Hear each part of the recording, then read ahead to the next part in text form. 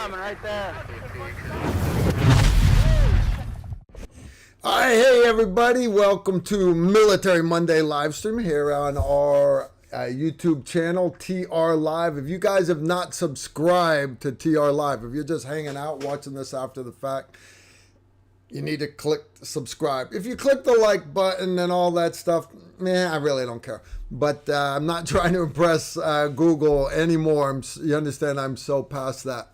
But if you subscribe, that would be kind of cool. Be kind of cool indeed. Hey, we got us a great sponsor tonight right here, JX Tactical. So I'm going to give a shout out to them real quick. This week's video is brought to you by JX Tactical. All their holsters are proudly made in the USA. They've got them for all different body shapes and sizes, inside the waistband, outside the waistband. My two favorites are their lowrider holster and their fat guy holster. So if, let's say you're carrying a little extra tactical fluff, a little extra gristle, doesn't matter. This is the most comfortable appendix carry holster I've found so far. It's available with the soft loops. You can get a regular standard clip for it, and they also offer the ulti clip for it, which is badass. It clamps down tight. It's not gonna move. It's great stuff. All their holsters are cut from the start for optics, so whether you're running an optic or not, these right here are great holsters. Special thanks again to JX Tactical. Yeah, seriously, guys, I love their holsters. So I appreciate them sponsoring tonight.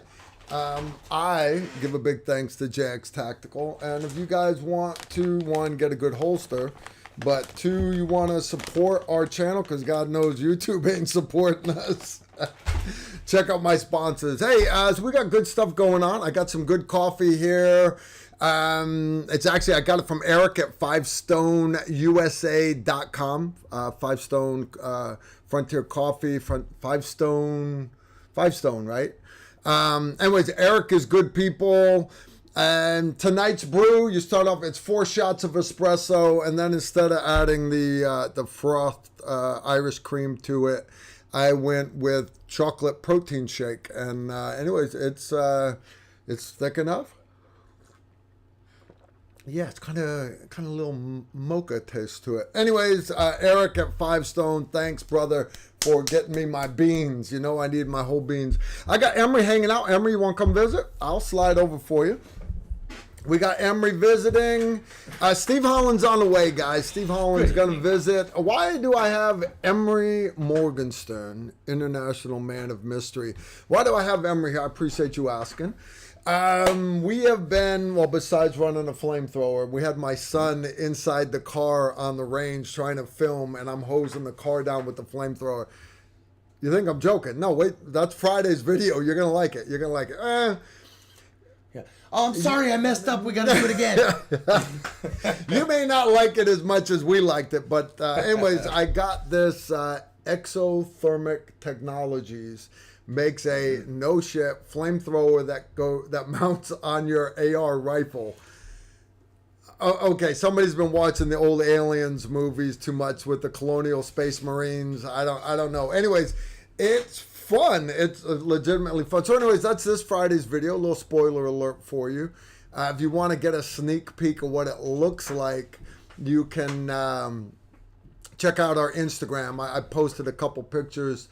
But short little video clips, nothing sexy like what you're going to get Friday. I set pretty well everything on fire with it. I had a good time. But anyways, me and Emery, we're packing up because we are leaving. I have to leave right at sunrise, a little before sunrise. I got to say a little before sunrise because the wife's riding with me. And that way when I wake her up and she runs slow and everything, that way I'm right after the crack of dawn. We are moving, so I'm going to tell her before sunrise. We got the long drive tomorrow. I'm waking up at 9.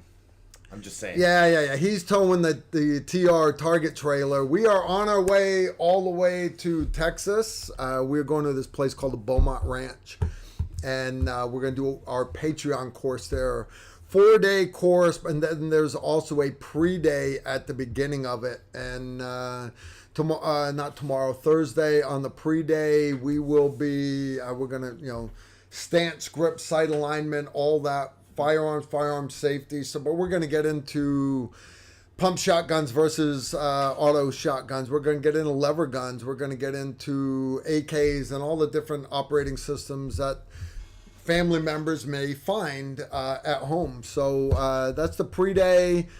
The actual Patreon course, day one, course situational awareness, combat mindset. We're going to do care under fire, TCCC, tactical combat casualty care medical class. Travis Hall from Second Chance K9 coming in to teach that.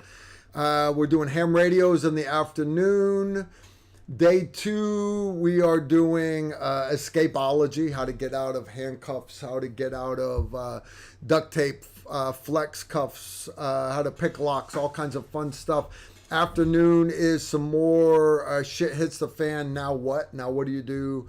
Layout of gear, developing plans, everything to do a preparedness lifestyle. Good stuff. Following day after that, we are going down to Tiger Valley. We're doing precision rifles, 308, 6.5, a couple other guns. 100-meter range, we're going to have 2 Barrett 50 cals out there. Nice. I'm bringing a couple computers that need killing. We got, I think, 6 full auto guns, 9 mils and 5.56. Emery is going to be running with coach from Texas A&M Corps Cadets marksmanship team. They are going to be running a whole range of nothing but tests. MGM spinner, dueling trees, all kinds of fun stuff. And we've got some great prizes on the prize table for that. I think it's hard-headed veterans, ballistic helmet, Really? EOTech, a bunch of optics. I've got some great prizes on prize table. The last day, we are doing platform shooting from a Little Bird helicopter, and then some more survival classes after that. Sularu's doing some, and then so is Randy Rawhide Worth. So it is a fun-packed course. Don't even try. It is completely sold out. It's past sold out.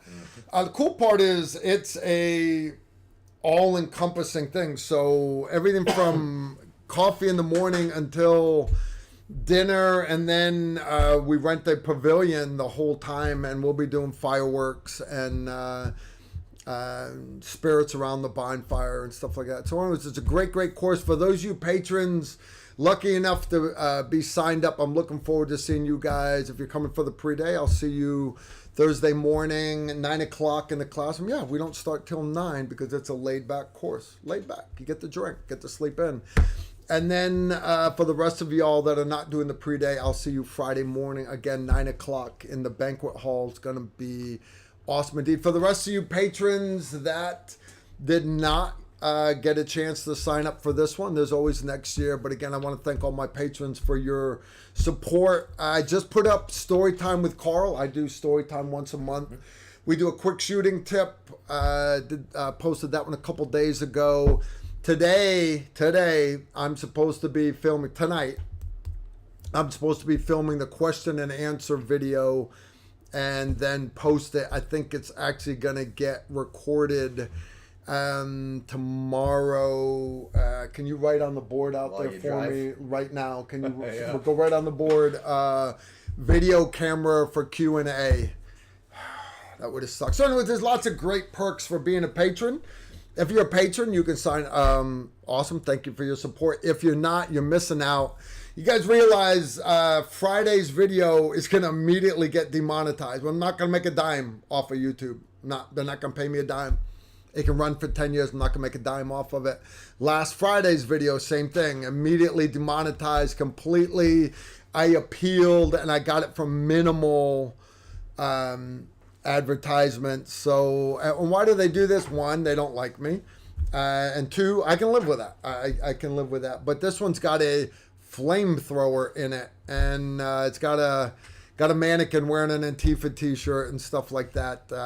Anyways, don't judge me. It is what it is. So anyways, if you want to check out all the bonus content, you can sign up at patreon.com/tactical rifleman. You can check us out there, or don't.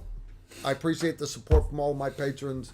But the rest of y'all, you can just watch all these videos for free. I'm completely good with that. You didn't get any coffee, did you? No. Well, here's my coffee. Easy now. I'm pouring that into my coffee. That's why I've been making room for it. Hello. All right. So anyways, here's the deal. You guys know that, by the way, Super Chat is working now. But if you have any questions, Steve Holland is on the way. And, man, I'm still... Oh, you're going to finish it. Dick! Oh, I filled that puppy to the top. It's okay. I know where the rest of the Yeah, booze is. easy now. That stash has got to last me all the way through Armageddon. Anyways, kill it off, dude, before Steve gets here. All right. It's all Cheers, good. guys. It's all good. He will. He'll kill it off. There's nothing wrong with that. Don't judge Emery. Emery's good people. Anyways, we're going to be doing a giveaway tonight. You guys like when we do giveaways? Well, you guys are going to really like this giveaway. Last year we did a video on the MCK. That's the carbine that you put your pistol inside of. And anyway, this box right here is my personal one for a Glock 17, Glock 19. And it's black. So it matches your gun. It'll be nice and sexy. I have never even opened this box yet. Never opened it. And here's why. I have one for my little Glock, 43X. And honest, I don't use the MCK that much, but they're totally badass. And they sold a lot of them because of our video review. And I want to thank MCK for doing it. So why am I giving away their new one? Because this is a Gen 2. The Gen 3 just came out, and they have asked me to do a video review on it. So I obviously want to compare the two, and I will. But my son has been shooting his Gen 2. His is just like this one, by the way. He's been shooting the snot out of it, so I'm going to use his and compare it to the Gen 3 in the video. So I thought, well, what do I do for a giveaway tonight? Guys, this is not used junk. This is a MCK. So, by the way, that's my truck gun now. That's it. That's what I Emery's keep truck as a gun. truck gun. It's tiny. I know. There's tons of room, which allows him to have more room for some of those more robust Kentucky women that he picks up. I mean, no. That's why he hits the gym, so he can pick them up. All right. So here's the deal. How do you win this? All right, we're going to start off the day early tonight. All right, we are going to draw at, I'll tell you what, 7 o'clock. We're going to draw at 8 o'clock. We're going to give you guys some time. You got to put MCK, those three letters, into the chat room, MCK. Maximum of 3 times. If you enter it more than 3 times, you get bumped out. All right, so no big deal. MCK, like now.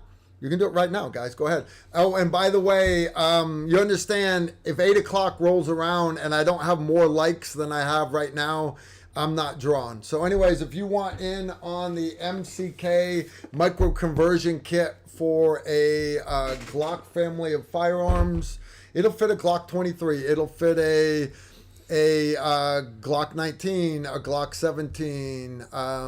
It will. A Glock, not a 35. It won't fit 23. A 35. Anyways, 22, check it out, guys. Check it out. There we go. That's better. Yeah. That's better. All right. So I got my giveaway, and anyways, I want to thank Mikey Hartman at MCK. At CAA. At CAA for wanting to work with us. There's a lot of pew pew guys out there on the internet that legitimately get a lot more views than us. I'm nothing special, guys. I'm not fake. I'm going to tell you the truth. If I like something, I'm going to tell you I like it. If I don't like it, I'm going to tell you I don't like it. I call it apple a apple. I call it orange a orange. For the record, guys. Yeah, for the record, it's not just his shotgun.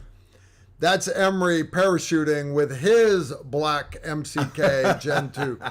So, yes, you can technically increase your muzzle velocity. Please do not shoot well in free fall, guys. You understand the range fan around the drop zone is not designed to catch that kind of angle of fire. No, that was for fun. That was for fun. You understand? Shooting. There was no live ammo involved. Nope. You want to read the super chat we just got from the Gus? The Gus Stash. Yeah, his mom named him messed up. Yeah, so you were born with a mustache, I'm guessing. I've seen babies born with hair. He says, just wanted to say thank you guys and your family for all that you do. Gus, thank you, brother. I appreciate that. Veterans Day just went by, and a lot of you guys, because if you attend our classes, I give you my cell phone number, my email address, everything, and in case you get in trouble in class. But I become friends with all my students, and I have had Marines over in Afghanistan. It's probably going on 5 years now, 6 years ago. These Marines needed a PQ-20 target for the Afghanis they were working with. And not a PAC-15, not a D-ball. They needed an older PQ-20 target. I tracked it down for them, emailed it to them, and they could print it right there at their forward operating base. Took care of them. But on this Veterans Day, I had a lot of you capable citizens out there, a lot of you concerned citizens trying to become capable citizens. You guys reached out and wished me a happy Veterans Day. You thanked me for my service. And okay, a lot of guys wouldn't really care. Man, I got 10 more texts. Sincerely, guys, thank you. But there were a couple of you all that text me, but you wanted to thank Mrs. Erickson, my wife, for one, for putting up with me, but two, because honestly, the toughest job in the Army is the wife of a Special Forces soldier. So thank you for thinking of my spouse. And she has a lot of rough days, guys. It's not easy. Just had another one coming. You're up. Oh, it's Rifleman. What's up, brother? Carl Emery, good evening. Emery, please express to your cousin how much we appreciated her granting that interview. It was outstanding. Dude, thank you, brother. I really, not only will I pass it on, and I appreciate that feedback, but I will try to have her back on. Like I said, so what he's referring to... They don't know what you're talking about. Yeah, I'll explain. So, on my Patreon, Carl started me a Patreon a few months ago. I needed him to get a truck payment. And that's helping me pay for this truck that is tomorrow going to take its first road trip to Texas with a TR trailer. So, I suck. We all know I suck. But I try to give you guys good special stuff on there. That's not just the regular shooting tips and stuff that we do. You saying my shit sucks? Huh? Your shit sucks. My shit sucks. Whatever. No, but at least you're able to do stuff all the time. You literally that was Steve. Drank it all. No, that was Steve. Steve drank Steve it. ain't even here yet. Oh, that's bullpucky, dude. Anyway, so what he's referring to is a few days ago I put up a Zoom call that I had with my long lost cousin, who is a doctor of nuclear proliferation. She's an expert in... there's actually a doctorate in nuclear proliferation. There is if you're Israeli. In Israel, yeah. So go figure. She teaches at a Israeli university, and she's on sabbatical. Teaching at Stanford, of all places, for her year off. And that is good. And so we had a little conversation. Good. I promise to push her really hard to do more of these. So, because she is fascinating. So thank you, brother. I appreciate it. All right. All right, here's the deal. You guys, if you're just joining us, you'll see in the chat window, there are guys putting MCK in there a lot. They're not just doing the MC Hammer shit. No, what they're doing is at 8 o'clock, we're going to do our first giveaway, and we are giving away a micro conversion kit from CAA.USA. This one is for the Glock family of pistols, the Glock 19, Glock 17. It'll fit a 40 cal also. It will. Yep. So I'm pretty sure they run like $300 too, right? Yeah, the price is right though for what it does. I was very, very impressed with them. Yeah, they're awesome. When they first came out, I was like, man. But honestly, like Emery says, as far as using it for a truck gun, it's totally badass. Yeah, it's just Totally it doesn't weigh badass. anything, and it's just a pistol. Nobody thinks it's a rifle. There's no legal weird shit, unless you're in certain states. Yeah. California. I have California, people New York. comment like, Carl, I can't have that Strybog in California. I'm like, move to America. It's not that hard. Move to America. Just don't take your voting practices with you. Leave your voting practices in California. We do not need the rest of the U.S. turned purple. We so do not. You understand? People from California completely ruined Colorado. Colorado used to be a beautiful state. It was beautiful, and now there's a couple pretty mountains and a few pretty trees. But when you get down to where all the wildlife is, all those humans. Yeah, you I'm guys not know a- that's where I'm from, I'm not a fan of human beings, and I'm it's just destroyed. not. Colorado's destroyed. My favorite place on earth. Which is tragic. It Ooh. really. Oh, we got Steve Holland, the legend. What's up, brother? Don't shoot. I'll shoot back. I don't shoot. I'll stab. All right, dude. Emery is the worst salesman ever. He brought a box of these down to Round Canopy Parachute Team, logo on his shirt, and he forgot to show them all the paratroopers. You tell me paratroopers wouldn't want to buy that I knife. suck. You suck. I said it already. He's I a suck. great knife designer. He's a great knife maker. He's just not a good salesman. Nope. So, anyways. All right. Especially since he hasn't made a folder yet. I have not made a folder. We'll work on it. You didn't make a folder. That's a good man. point, Steve. Guys, you can keep putting. Remember, the limit is 3 times. Putting MCK in the window. You should call Mikey Hartman and see if he wants to watch the live stream. I'll let him pick it. Oh, you know what? That's a good idea. Let me call Mikey. Tell you what, I'm gonna step out. I'll call Mikey. I'll come back in.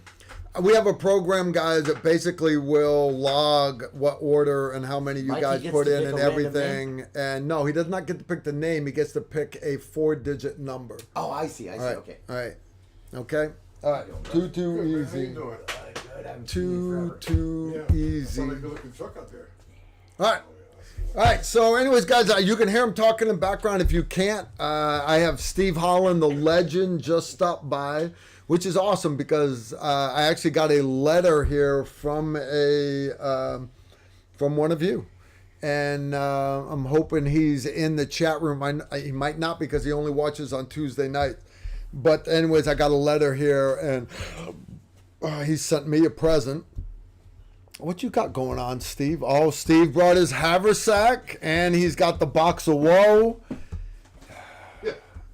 I'm going to slide over. I'm going to take this The box mouse that goes, away whoa, from... whoa. I got to take the mouse away from Steve. Emery finished off your bottle, dude. I'm sorry. I'm good, man. I'm good. All right, guys. As long as it's The infamous Steve Holland. Steve, why are you wearing sunglasses right now? Okay, Carl. My sunglasses off. No, I'm Is that waiting better? for you to say because your future's so bright. I've got to wear I wear my shades. sunglasses at night, man. That's what I'm saying. Go, you put them back on. See that? I got it. Okay. I'm just messing with you. Put them back on, Steve. That's the orbit that was blown out. I know. Yeah. It's Guys, honest, Steve wears dark sunglasses all the time. Pupils are... He's good. He's good. Don't mess with Steve. He's not doing it to be cool. He's doing it because Steve's a disabled vet that's extremely disabled. All right, it's good. So what's new with Steve Holland?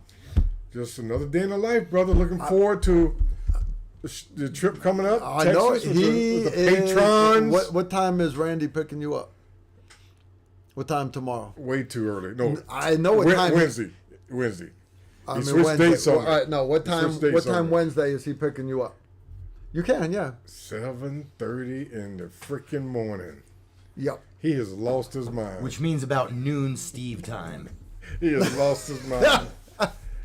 I'm just gonna sleep out on the driveway, so he can just roll me into the I truck. don't want to hear it because I've got to leave tomorrow morning because I got to go down there, coordinate with Beaumont Ranch, coordinate with the different ranges. I got meetings. And anyways, it's a great course. This is going to be the first Patreon event that Steve-O gets to come to. It's going to be not your last by any means. We're going to have a good time. All right, we got... burn some gunpowder. You want to you want to jump in here? I'll slide over some more. All right, we'll put Steve in the middle. Turn it. We're gonna have to snuggle. You know, I'm gonna get up. I'm gonna let you, what, guys. Steve? Can I just sit on you? Can I? All right, I'll tell you what. I'm gonna let you guys go for a while, and I'm gonna walk. I'll be back at 8:00. Let's do the Tetris. He's gonna be back at 8 o'clock. All right, you want to scoot one over then? Yeah. How do we do this? Want me to sit in the big chair? Yeah, well, you're a big boy. Carl's got it all. I'm not going to heated up take for the me. good chair from under you, man. Carl's got it all heated up for me. There we go. Steve, what have you been up to, man? Just watching the craziness, man. Tennessee, Kentucky deer season kicked in. Did you get anything? No, I got a little one. Did you? I did. I got a little one. I got a little girl. That's what Mr. White used to call the tenderoni. The tender. Oh man, The I took a bite tenderoni. of that leg. We're quartering it, and Brad Fowers and his kids were there, his two sons, and they were like, "Wow, aren't you gonna taste it? Because last year you took a bite out of the heart." Sorry, and I already took the heart out. We ziplocked it and everything, and so I took a bite. And I mean, she's a beautiful small little doe. I mean, it was just super good meat. And so I took a bite right there, and she was delicious. She was delicious, but Yeah, you know, it's strange how times change, and I'm still trying to sort it out in my mind because, I mean, a month prior to Kentucky gun season starting on that weekend, I mean, I was hyped. 30 days out, 25 days out, 20 days out, and I'm, you know, going over to Mr. White's house and talking to Mr. White, you know, 4 more days, and just all hyped and pumped up, and fucker. that's why she watched some Sharp Knives. And, you know, I don't know, since he passed away, it's kind of, I just don't get that, you know, that adrenaline rush, you know, like I do. Medic! So, Carl. you know, I got a kick out of my son, you know, he's autistic, but I mean, he's functionally autistic. He got his first buck last year. And Oh, really? That was, oh yeah, it was With a shotgun, would you have him shoot? 6.8. A 6.8, yeah. Remington 700 6.8 bolt gun. It was crazy because we had set up a blind in the backyard, and I mean, you see my backyard. It's you know, I got about 90 yards till you hit the trees, and so I got him on the rifle a month early when we practiced shooting steel. I'm bleeding all over Carl's floor. There you are. And he So the day we were supposed to go hunting, I mean, we, you know, those of you who deal with you know disabled family members, you understand, functionally autistic it's like you can't get them out of their routine. You know, it's like, okay, we need to be in the blind by about 3 o'clock. So say, hey, we need to get ready, like 1 o'clock, 3 o'clock, 3:30, rolling along. So I look outside and the does come in. And then this really nice buck comes in. He goes, "Oh look!" He calls them antlered deer because that's what he reads. But that's what they are. Yeah. But I mean, he reads something, and that's the way it is. You can't tell him. I said, "Brian, just say buck." He said, "Look, there's an antlered deer," and so he said, "Let's go get in the blind." I said, "Brian, they're standing like 30 yards in front of the blind. You can't go get in the blind." Yeah. So technically, we had to shoot out of the sunroom. So I'm like, You know what? That's a blessing. Yeah. That is a blessing to be able to do that. True. We live in America, man. This Oh, is yeah. awesome. Yeah, because I tell you, all my times hunting in Kentucky, up here in Christian County, up in the stand, freezing my butt off all the time. Yeah. So I open up the window. I said, okay, he's going to blow the screen out. I'm not going to worry about it. I set the gun up on the camera tripod, really, and I'm talking through the whole thing before we even put a cartridge in. I said, okay, Brian, do this, and that. I said, stay on the stand. I said, you on him? He said, yeah. I said, okay, like, here's a round. Okay, safety on. He said, safety on. I said, put the round in the chamber. Okay, close the bolt. And I said, finger straight. Now, just when he turns, you can see where I tell you to shoot him in the shoulder. I want you to take the shot. Okay? So keep your finger straight, but take the safety off. He took the safety off. I said, okay, hold on for a second. And I was turning to get my earmuffs. Because we're in the sunroom. I turned to get my earmuffs. Pow! I was like, oh, gosh. And, I mean, the deer dropped. He dropped on the spot. Nice. Probably about a 57-yard shot.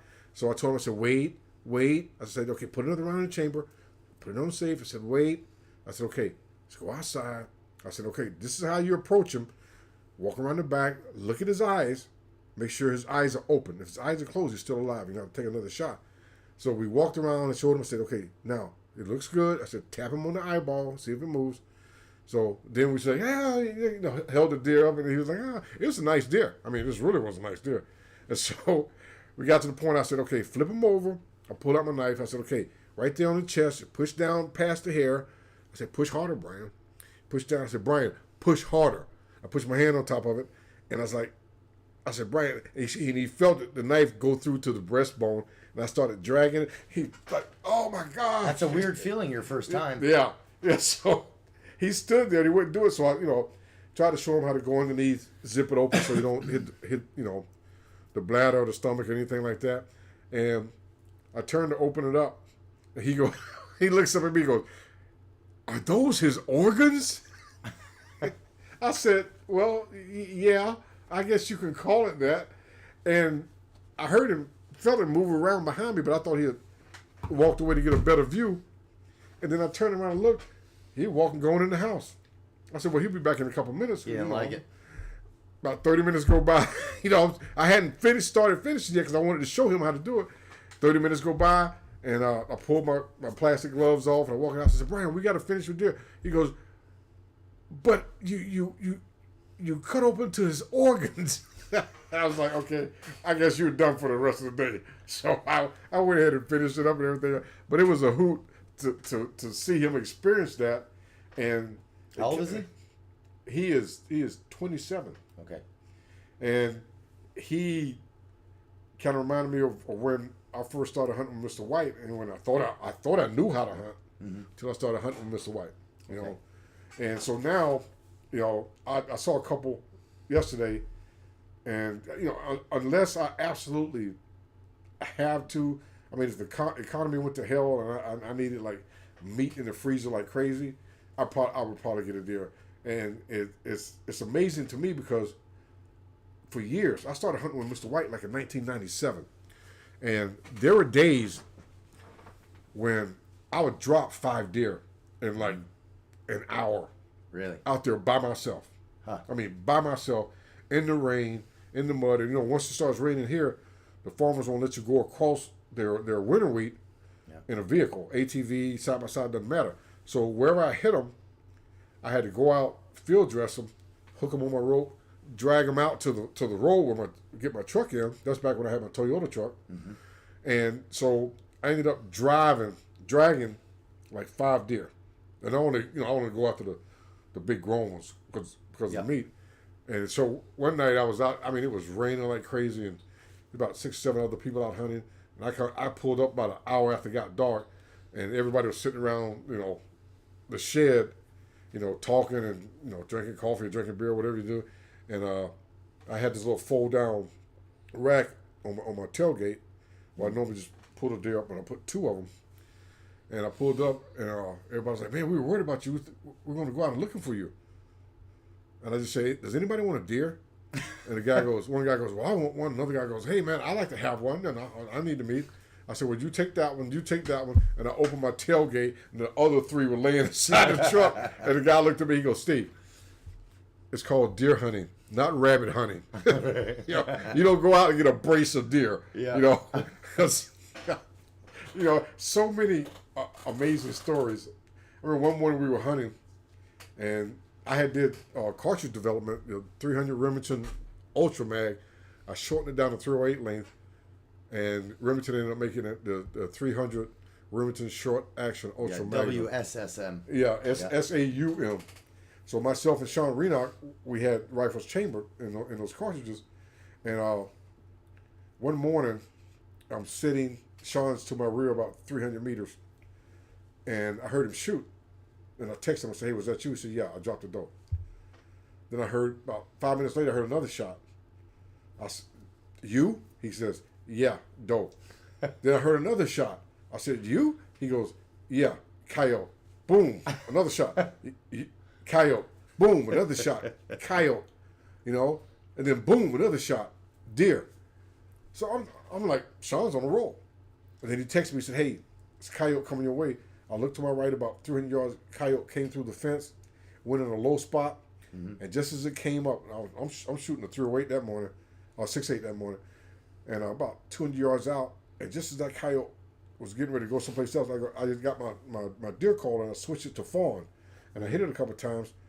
I got on the rifle and it came out of that low spot. As soon as his ears broke the top of that low spot, yeah. I put the crosshair right, almost like I'm skipping on the dirt. Yeah. And as soon as I saw the ears come up, I let it go. And by the time that round got there, his nose, it cleared it, hit him smack dead in the nose, flipped him over. So Sean got 4 deer and 3 coyotes. The longest shot on the coyote, and to this day, I tell him, Sean, you are in the zone. I mean, because he's shooting milled out reticles, and I mean he's got that mathematician kind of mind. Me, I have to think about it. I have to look on my little thing on the side of my stock, and the furthest coyote he hit was 725 yards. What? Going away from him. Really? Away from him. Wow. So when we got there, and the informant came out, he said, "Yeah, I heard you guys were shooting like crazy out here." You know, I said, "Well, Jim, how many shots did you hear?" He said, I heard like 8 or 9. I said, "Well, there was 9 shots." You know. Yeah. Sean shot 4 deer, 4 coyotes, and then I shot a coyote. And he goes, "You guys killed, 5 coyotes just this morning, right now."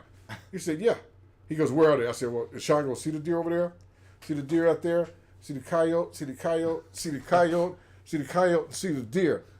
And I said, I got out my laser rangefinder. I checked. I said, "Sean, that coyote is at like 720 yards." He goes, "Yeah," and he was running away from me. I told him, I said, "Man, I used to see him. Oh, I used to see him make shots that. Not saying I couldn't make those shots, but those are the kind of shots that I would probably say, nah, I'm not going to take that shot. Just me, just the way, that's the way I hunt." But I mean, once he started rolling, I mean, it was like rolling thunder. Hit a deer. The coyotes see the deer go down. They come in. He starts dropping the coyotes, and the last male was running away from him. At, like he said, at 700 yards, he went to the bottom of his mill dot reticle, and I forget exactly how he explained it to me, but he said he held at the bottom, and he's like, "Yeah, I was, 7 mils plus, blah blah blah." Instead of dialing it in, I went with the mill dot hold, and he said fired a round, and about a second later, it hit the coyote right in the base of his neck. So Sean Renock, are you out there watching? Brother, always, you the man, because that was some rocking and rolling that morning, and that Remington Arsenal cartridge. I shoot 155 grain Hornady AMAXs. I guess now they call them a Hornady Tap. Then it went to the SSTs. I don't like the SSTs because they're cantilever. Any type of cantilever bullet, to me, you put a deformation in that lead to jacket connection, and you're going to have a bad spot, and the bullet's not going to, spin like it really should, spin clean. So I shoot the AMAXs, and it's called, and I always talk, our favorite cartridge, the 308 Winchester Hornady Tap, or back then they called it AMAX. So if you guys are shooting 308 Winchester, you might want to take a look at that. So, Tactical Rifleman Nation, how you guys doing? Monday night. I love you guys. I love you guys, because this is Monday night. I'm talking NFL Monday night. My Eagles against the Washington Commanders. And I'm sitting here talking to you guys because you guys mean so much to me. What's going on out there with you guys? What are your questions? How can I help you to the best of my ability? Big Fazig, Rick Reynolds. Big 50. Okay. I'm reading you guys. I'm reading you. So, almost 1,000 meters. Yep, that was, like I said, we haven't ever had Sean Renock on the show, but if we can ever get him on the show, you guys will love him. Like I said, that day we were out there hunting with Mr. White. When he hit that last coyote at 725 yards, I told him, when we walked up from where he shot to pick up his bag, and I looked out and saw deer, coyote, deer, coyote. I was like, that's 725 yards. He said, yeah, and he was running away from me. Hey, just like that. Sean is a matter-of-fact person. He was always like that. When we were hunting together, he's always like that in combat. He's just a matter-of-fact person. You know, there's no ifs, ands, or buts. There's just right in the middle. Me. Yeah. Dumbass with your own knife. You got a sharp knife. Sharp knife. Sharp knife? Yeah. So the Stabby tip. we was talking about Sean Renock hunting with Mr. White. And, I've been listening. I've been watching. And, I've been watching. You gonna give me my throne back? Yeah, we'll give you your throne back. Dude, why is there blood all over my tile, Emery? I'm on my period. You got time on the Dude, I got biohazard. Steve made me horny. Biohazard everywhere. All right, guys. What I did was I slipped away for a couple minutes. So I could start packing. My wife just got home, and what my wife is doing is, all right, that gives us a little wider field of view. I'm gonna bring in Emery Morgenstern, international man of mystery. All right. So we actually got a super chat from the Gustache. She's back again. Yeah, but Emery, I don't care about you, dude. But I'm pretty. I know. He is. Just pretty ugly. All right. This one is from the Gustache, 2531. Emery. Sir, I work church security with a team of 8. We work both full kit and plain clothes. What do you recommend to make parishioners feel safe and welcome, not in a jail? Question mark. What I recommend to make parishioners feel safe in what sense? That they don't feel like they're in a jail. That they don't. So, look, if you have a team of 8, we can have a conversation about it, right? It depends on the layout. It depends on the number of people you have there, how many entrances and exits there are. You don't have to make it feel like a jail, but you do have to control. Step 1, you have to control the egress and ingress to the church. And second, I hope you guys train a bunch, right? Your security team, but it's really important that you integrate the rest of the parishioners into not necessarily your training, but they should at least know what you guys are about. They should know a little bit about what you're going to do, so that if and when, God forbid, something bad happens in there, they know how to behave. And that's huge, right? If you can get people to not behave, not create a pandemonium, then you can secure them without injuring one of them. So first line of defense at a church, a lot of people, it's not the guards. First line of defense at a church is actually your greeters, the people that are greeting at the doors. They're going to see the guy in the parking lot get out, look around, got that 1,000-yard stare, put the backpack on, or puts the plate carrier on.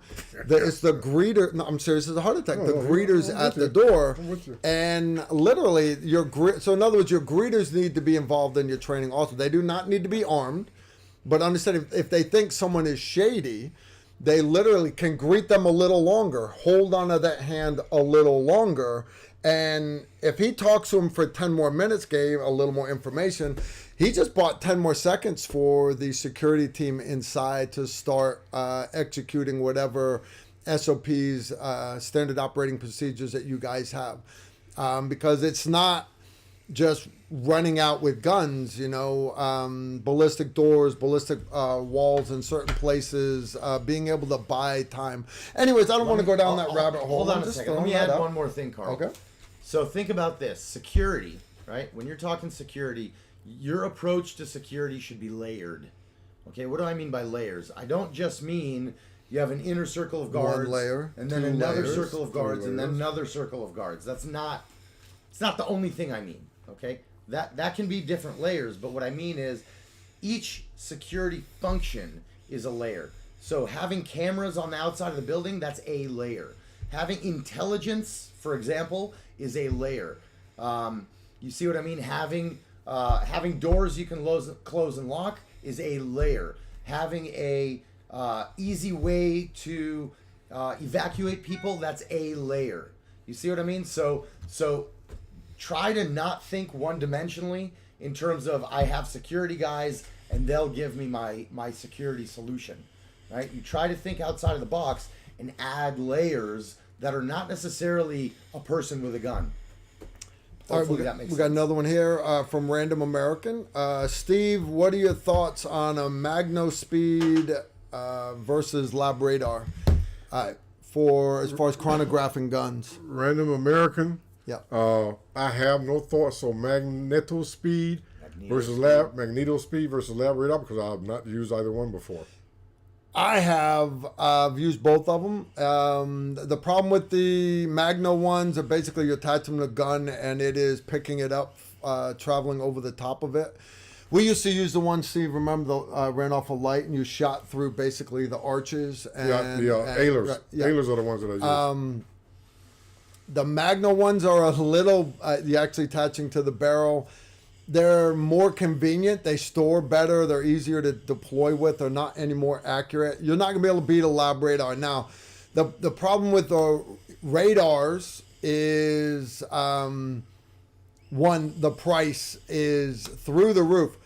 The other thing is don't be shooting at a steel plate when you're trying to use your radar because you're actually going to get feedback off the steel plate that's out there. So rather than do that, and I know you're going to hate to waste that bullet, just have, where it comes in handy is it's basically mapping the whole arc of your bullet. So if you're trying to true your ballistic data, let's say you're running Applied Ballistics, the program, and you can get Applied Ballistics mobile for your phone. That's what I run for most of our precision rifle classes. To true your data, you want muzzle velocity and impact inside 800 meters. Well, it's still supersonic. You want another reading inside 1200 meters. Well, it's still just starting to go transonic. And then again, depending on the caliber, and then you want further out also another third one past that. The lab radar is basically giving you that whole rise and fall that I'm saying they're giving you a lot more data than just a chronograph at the muzzle of the gun. Now, that said, remember I mentioned don't shoot at a target. Pick a spot that just goes out near the edge of the range fan brush, something that's not going to reflect as much radar signature back. That way there's nothing interfering with the bullet. And so literally just if you want data out, let's say out the 1600 meters, don't aim at the 1600 meter target with all the targets in front of it. Aim off to the side near the edge of the range fan. Literally just aim towards the berm out there, and you're going to find using the lab radar, you're going to get a much cleaner signature with it. If you can afford it, and you're deep into precision rifle and long range shooting, lab radar is a very good investment. Guys, we got a couple minutes left if you want to get in on the giveaway. Again, at 8 o'clock, I'm going to draw the micro conversion kit by CAA USA. This one, and you can see the picture of it on the back here. Guys, this is literally for a Glock 1917. You plug it right in. It converts your pistol into a carbine with a side folding stock. You can put an optic on. I run mine with a suppressor. By the way. Yeah, by the way. So when I stepped outside just a minute ago, what I did was I went and called Mikey Hartman, who is the owner of CAA. And so what we're going to do is right before we do the giveaway, okay, I'll give Mikey a call. We'll put him on the line. If you guys want to ask him a question or whatever, he's just making himself available for a couple of minutes because he's got to go. But ask him where the phrase "Mikey's Angels" came from. yes, Yeah, that's what I recommend that. He won't answer you. I recommend that. To Mr. Massey, I saw your question regards green light, and I'm gonna just leave it at that. How about that? Steve was on Now, a green light team. how He's about not allowed to just say We're that. just gonna leave it at that. He's not allowed to say it. I'm not red on, I'm Steve, leaving- so I don't have to. Yeah. I have plausible deniability. Yeah. All right. We had one came in earlier from Colby Dixon. He's one of our patrons. He was asking if Tactical Rifleman is going to do a holiday gift guide. We usually do one every year, Steve. What our top 10 presents. Sometimes we'll do the 12 days of Christmas. Recommend you get your Tactical Rifleman sweater. We got to do our idea. Maybe for, get a Mantis Blackbeard X. That's the drop-in bolt carrier group that resets the trigger on your AR for dry firing. But it's also got the new one. The Mantis X actually has the Blackbeard X has the Mantis computerized system in it, so it actually gives you the feedback. We've been actually testing it a little bit. Matter of fact, me and Emery were filming some more with it this morning earlier. So holiday gift guide, definite maybe. If we film it, it will come out after Thanksgiving. Guys, I am leaving first thing in the morning, and I have not even filmed the question and answer video. It needed to get filmed today. I got that. It will probably get filmed tomorrow night. I'm not gonna lie to you. I'm out of time. I'm literally out of time.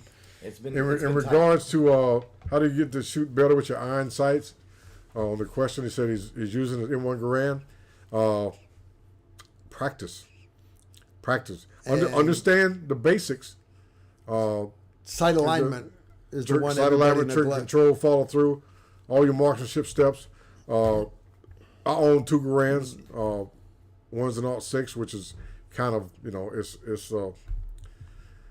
it's a keeper. It's not a shooter. I have one in 308 Winchester that was built by my great friend, Mr. Pat Mennonite, who was recently retired after like 40 years up at Crane, building the custom match rifles for the DCM naval competition teams. It's a beautiful 308 Winchester. I shoot it with iron sights. I wish I, had a red dot mount sight for that, but it's a skill set, and you just have to spend time with it. That's why cheek weld. But all the marksmanship steps, the principles and the steps. That's why I often say, build a rifle as close as you can to your main rifle, but build one in 22 long rifle, and use that and practice. And we always say, Mr. White says, 22 don't lie. You can think you're a good shooter until you start shooting 22. The velocity is so low. If your marksmanship fundamental skills aren't there, you're going to find out real soon with a 22 long rifle. Because see, when you start missing, you understand what he's saying with the 22. When you're missing at 400 meters left and right, everybody's like, well, the wind got that one. No, when you're doing 22. I like to do it right at 25 yards, but even at 50, there's no wind moving the bullet. Any movement at all, any missing at all, that's you. It's showing your mistakes. Bull Palmari, Bull. Yeah. Bull down at our sniper locker. Yeah, our Sodic locker, sniper locker at 5th Group.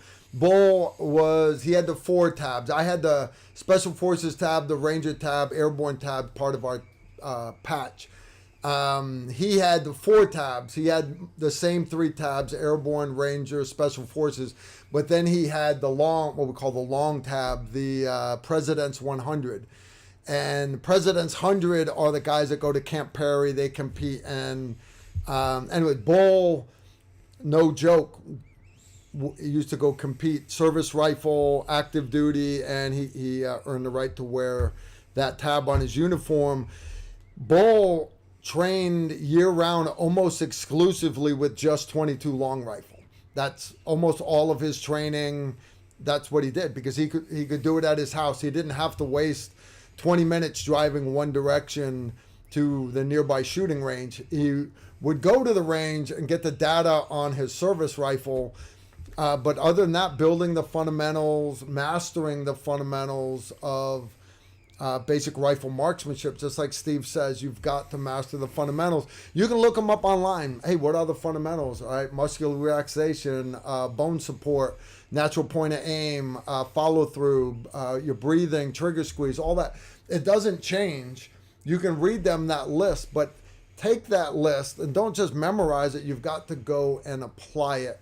And take your time. Don't worry about the guys to your left and right shooting their ARs, doing pew-pew. You sit there, you lay down on the range and work on marksmanship. And you'll find you being accurate, even with an AR at 300-400 meters, down the road someday, if you ever have to defend your neighborhood or your nation, you're going to find your ability to shoot accurate at 300 is so much more important than you being able to do pew-pew at 7 meters that all these guys want to do on Instagram. Now, I don't recall a company that makes a M1 Garand style 22 long rifle. If there is, that's great. Because, like I said, you want to take whatever you're using, you want to get good with. Like I said, you know, on my AR-15 carbines and my SPRs, I have a 22 version. So if you can find a company that makes an M1 Garand as close as to what you have in 22 long rifle, that's great. If not, just something that's very, very, very close to work on your skill. Yeah. Even a Ruger 1022, the lay of the wooden stock on it is very similar to it. And obviously it's smaller, but you know, don't go get a Gucci aftermarket fold-in AR stock for a 1022. Just run the 1022 with the wood stock it comes with. Steve, I actually got a letter here, and anyway, all right, for my Google moderator out there, I know you just came down from upstairs getting Hot Pockets from your mom's kitchen. I got that. All right, relax. This is not a real gun. It's not a real gun, but I had somebody send me a 1911 Maple.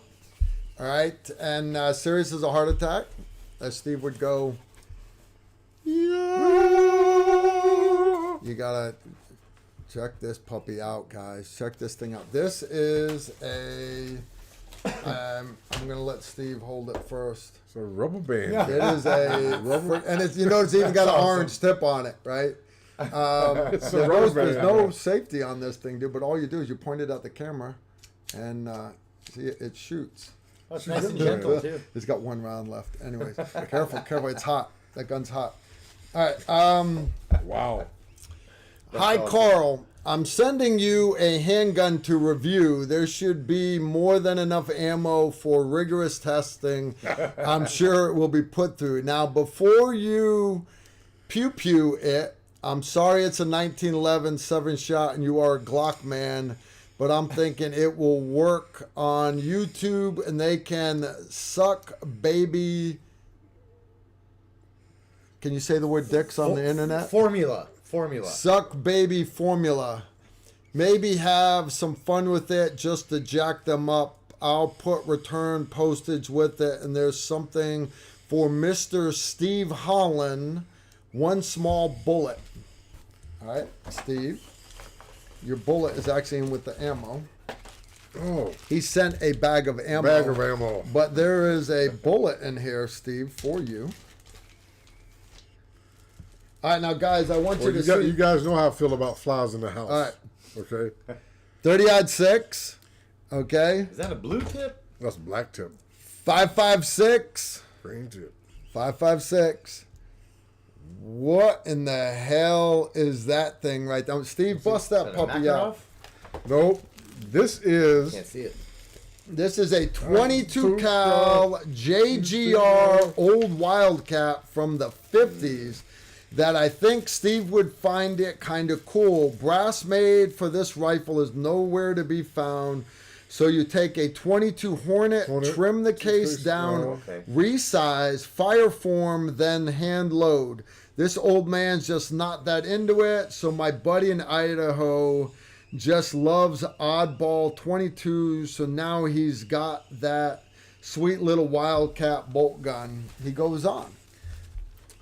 Now, a few weeks ago, Steve was showing ammo with plastic cases, and I'm thinking that might work for his rifle too, or maybe it will cost too much to F with it. Can you say fuck on the internet? I don't think you can. You listen to some of these rap songs these days? Yeah, I know. If you think someone can make some for oddball guns, maybe we can talk. Thanks, Michael Boyd. Michael, this is awesome.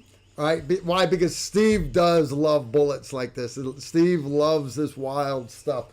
Guys, let me find you some adult bullets here. 338 Lapua. Hold that bullet up, Steve. It's a little guy. This ain't even a 50. That is a beautiful. Here, hold both of them. Hold both of them up there. This is right, this is 22 caliber, 223, and that the other one is 22 caliber. It is a 22 JGR old Wildcat. That is awesome. It looks very similar, and I know it's not the same because we're going back years and years and years, but the closest comparison I could think of it when I saw it was the FN 5.7. Yeah. Because of the size of the body, case, the caliber, and the primer. Yeah. If you look at that, so it's almost maybe, what's his name again? Michael Boyd. Mr. Boyd. Take a look at the 5.7 case and see if you can push that back or resize it down to what that shoulder length right there, trim it off, and that might do it for you. Hey guys, I hate to burst your bubble here a second. Yeah, but I don't care that. But it's 8 o'clock. Is it 8 o'clock? All right, it's 8 o'clock. Let me call Mikey. All right, you call Mikey. I'll put him on speaker for everybody to say hi to. All right, Michael, thank you for the blaster. Thank you, Mr. Boyd, for the very interesting round. You know, when I get a chance, I'm going to get on that search engine called Google, and I'm going to look this up and read about it. Put you on speakerphone a second. All right, here's what we're going to do. You get over here. Is he on? No, we're going to put him right in the middle. He's on. All right, so, Mikey, you're... Mikey, can you hear us? I can hear you guys well. How you guys doing? All right, this part where I'm going to ask the internet, hey, can you guys hear, can you guys hear Mikey okay? Mikey, you got to talk for him, though. So. Okay, tell me what you need. You just got to talk so they can say yes or no. Okay. Whether they can hear you or not. Are you okay? You guys can hear me? Yeah, that's awesome. All right, Mikey. Again, I want to thank you for putting out the awesome product. I got guys saying, "Yep, they can hear you fine." Steve's going to take a break for a second. We'll let Emery come in here. What I decided to do today, Mikey, when I heard that the Gen 3 was out, you know, I need me some Gen 3 action. And I know Emery had already talked to you about it. We're going to do a video review of it. We're going to beat the snot out of it. I have no doubt it's going to do great. But what that does, though, is I've got my Gen 2 MCK for my Glock 17 that I don't want it just sitting on the shelf. So I decided to use it for the giveaway tonight. We got a bunch of great people watching. And anyways, I have got Susan Britcher. She has already drawn the winner. But before we announce it, because these guys are all like, I want to know. Mikey, you got anything you want to share? What's new with CAA? Well, firstly, what I understand, you're saying out with the old and in with the new. I think everybody should upgrade to the latest generation. From what I've heard, it's a home run. What happens if my wife starts saying that, though? If she starts getting rid of the old stuff and wants to upgrade to the new stuff? You know, that's a really good point. You tell her, you know, half. You each get half. You get the casing, she gets the slug. That's easy. It's not that hard. Right? I told my wife when we were dating, the one word that you have to take out of your vocabulary is half. You're not getting half, no matter what. You know. She said to me once. I said to her, even if I come home and I find you in bed with another guy, I'm not divorcing you. I'm not divorcing you. You know what she said back to me? What happens if I'm with two guys? You know what kind of crazy woman says that? You know. She says. But I love her. two guys, you're getting the camcorder. All right. Well, hold on. Let me give you guys a second of background on Mikey. All right. Second of background on Mikey. Since we have him on, Mikey's a special person, but he's especially special to a lot of the guys that served where I served, because Mikey was a lieutenant colonel in the IDF, and he ran the shooting, sharpshooter, and sniper school for the IDF. I love the instructor staff there. That's kind of awesome. Matter of fact, Mikey, we got a question here from one of our guys. Yeah. Hold on. Let me read it. I can't make out the name. Mikey, where did you get the name Mikey's Angels? ? That's a good question. Whoever asked that knows me, by the way. We were very fortunate in the Israeli army. Israel, they make beautiful women. It's something in the DNA. It's in the water. It's in the vegetables. So you don't really have any obese women in Israel, right? They're all extremely sexy. I'm not trying to be, God forbid, chauvinist. I'm just stating facts. And the Israeli women, when they joined the army, we were very fortunate that the shooting instructors, which were about 50% female, 50% male, the 50% female were all like modeled, chiseled, unbelievable, crazy-looking girls. Like, I can attest to that. Insane-looking girls. So if you were like a company commander in the special forces and you were dating a shooting instructor girl, then you were like cool. That was like something cool to do. So instead of calling them instead of calling them Charlie's Angels, they were calling them Mikey's Angels. Yeah. So I must have had, over the years, probably 50 of the most beautiful women that ever in Israel. And it was very, very difficult for me. He's not lying. As a commander, you're not allowed to, go near your soldiers, obviously. So that's a given. Yeah, that's a given. And I was single most of my military career. I met my wife when I was already lieutenant colonel. So there would be times that I'd be walking in the base, and one of the girls, I'll never forget her name. Her name was Galik. I won't say her last name. I'll get her in trouble. But I'm walking by this girl, and she slaps me in the butt. I said, "Oh my God, what the hell do I do with this shit now?" And I'm single, and this is tough. They're testing your ethics here. You got your it's like the Animal House with the devil and the angel on your shoulders. Do it, don't do it, kind of thing. So I sent her to officer school, and then I dated her once in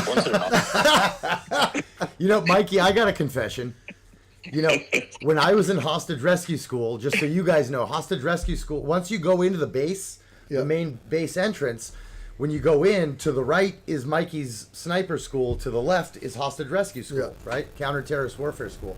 So when our team went to hostage rescue school, which is 3 weeks, every weekend, it's base rules. Every weekend, you got to leave a few guys from the team on post for weekend to pull guard duty, which we don't do at our unit, but we have to do there. And Mikey, my buddy Yuri, and I volunteered every single weekend of hostage rescue school. We volunteered to stay on base because you guys had a cute instructor or two that stayed there, and they always invited us to, let's just say to hang out. I'm not going to divulge too much. But in any case, it was the thought of this. Why bring a beautiful woman to be a shooting instructor? Because back then, this is before women were in fighting units and they were pilots and they weren't in the border of Egypt where they are now. So you would bring a girl into a shooting range in one of the infantry units, can be in the south, can be in the north of Israel. And because she was so beautiful, even though she didn't have fighting experience, and, these guys all have egos. When you go up with infantry guys, they think, God made them and, they're like awesome. So they have these big egos. Look down at the girls, look, who are you to teach me how to shoot? I killed this terrorist, I killed this terrorist. But when they were so beautiful when they went in the range, the guys just didn't want them to go. Yeah. So whatever she told them to do, it makes sense to me. All right, Mikey, I appreciate your time tonight. I appreciate you hanging out with us. I'm going to announce the winner here. The winner is Donovan Piercy, Piercy. Donovan, you are our winner tonight for the MCK from CAA. We actually have the president of the company on the phone right now. This thing is totally badass, guys. You put your put your Glock in it and folding stock. It's totally badass. Badass. So we got. Let me do this, Mikey. Before we let you go, I appreciate you taking your time to chat with us. Real quick, we got one question for you that I want to read out, at least that I saw. So it's from Colby Dixon, who says, shit, can you scroll up a second? It just disappeared. Just a little bit. Just a little bit. Where I got a little bit. It's right there at the top. All right. Hold on a second. Wrong one. Not let. There we go. Well, in the meantime, people are saying they want more Mikey stories. But here's the question from Colby. First question for Mike: why did he create the MCK? What was its original purpose? So, my whole entire life, I taught people how to shoot, right? So I was fortunate to teach about 500,000 Israeli soldiers and a few thousand American ones before they went to Iraq and Afghanistan. And my entire life, I dealt with training people how to shoot.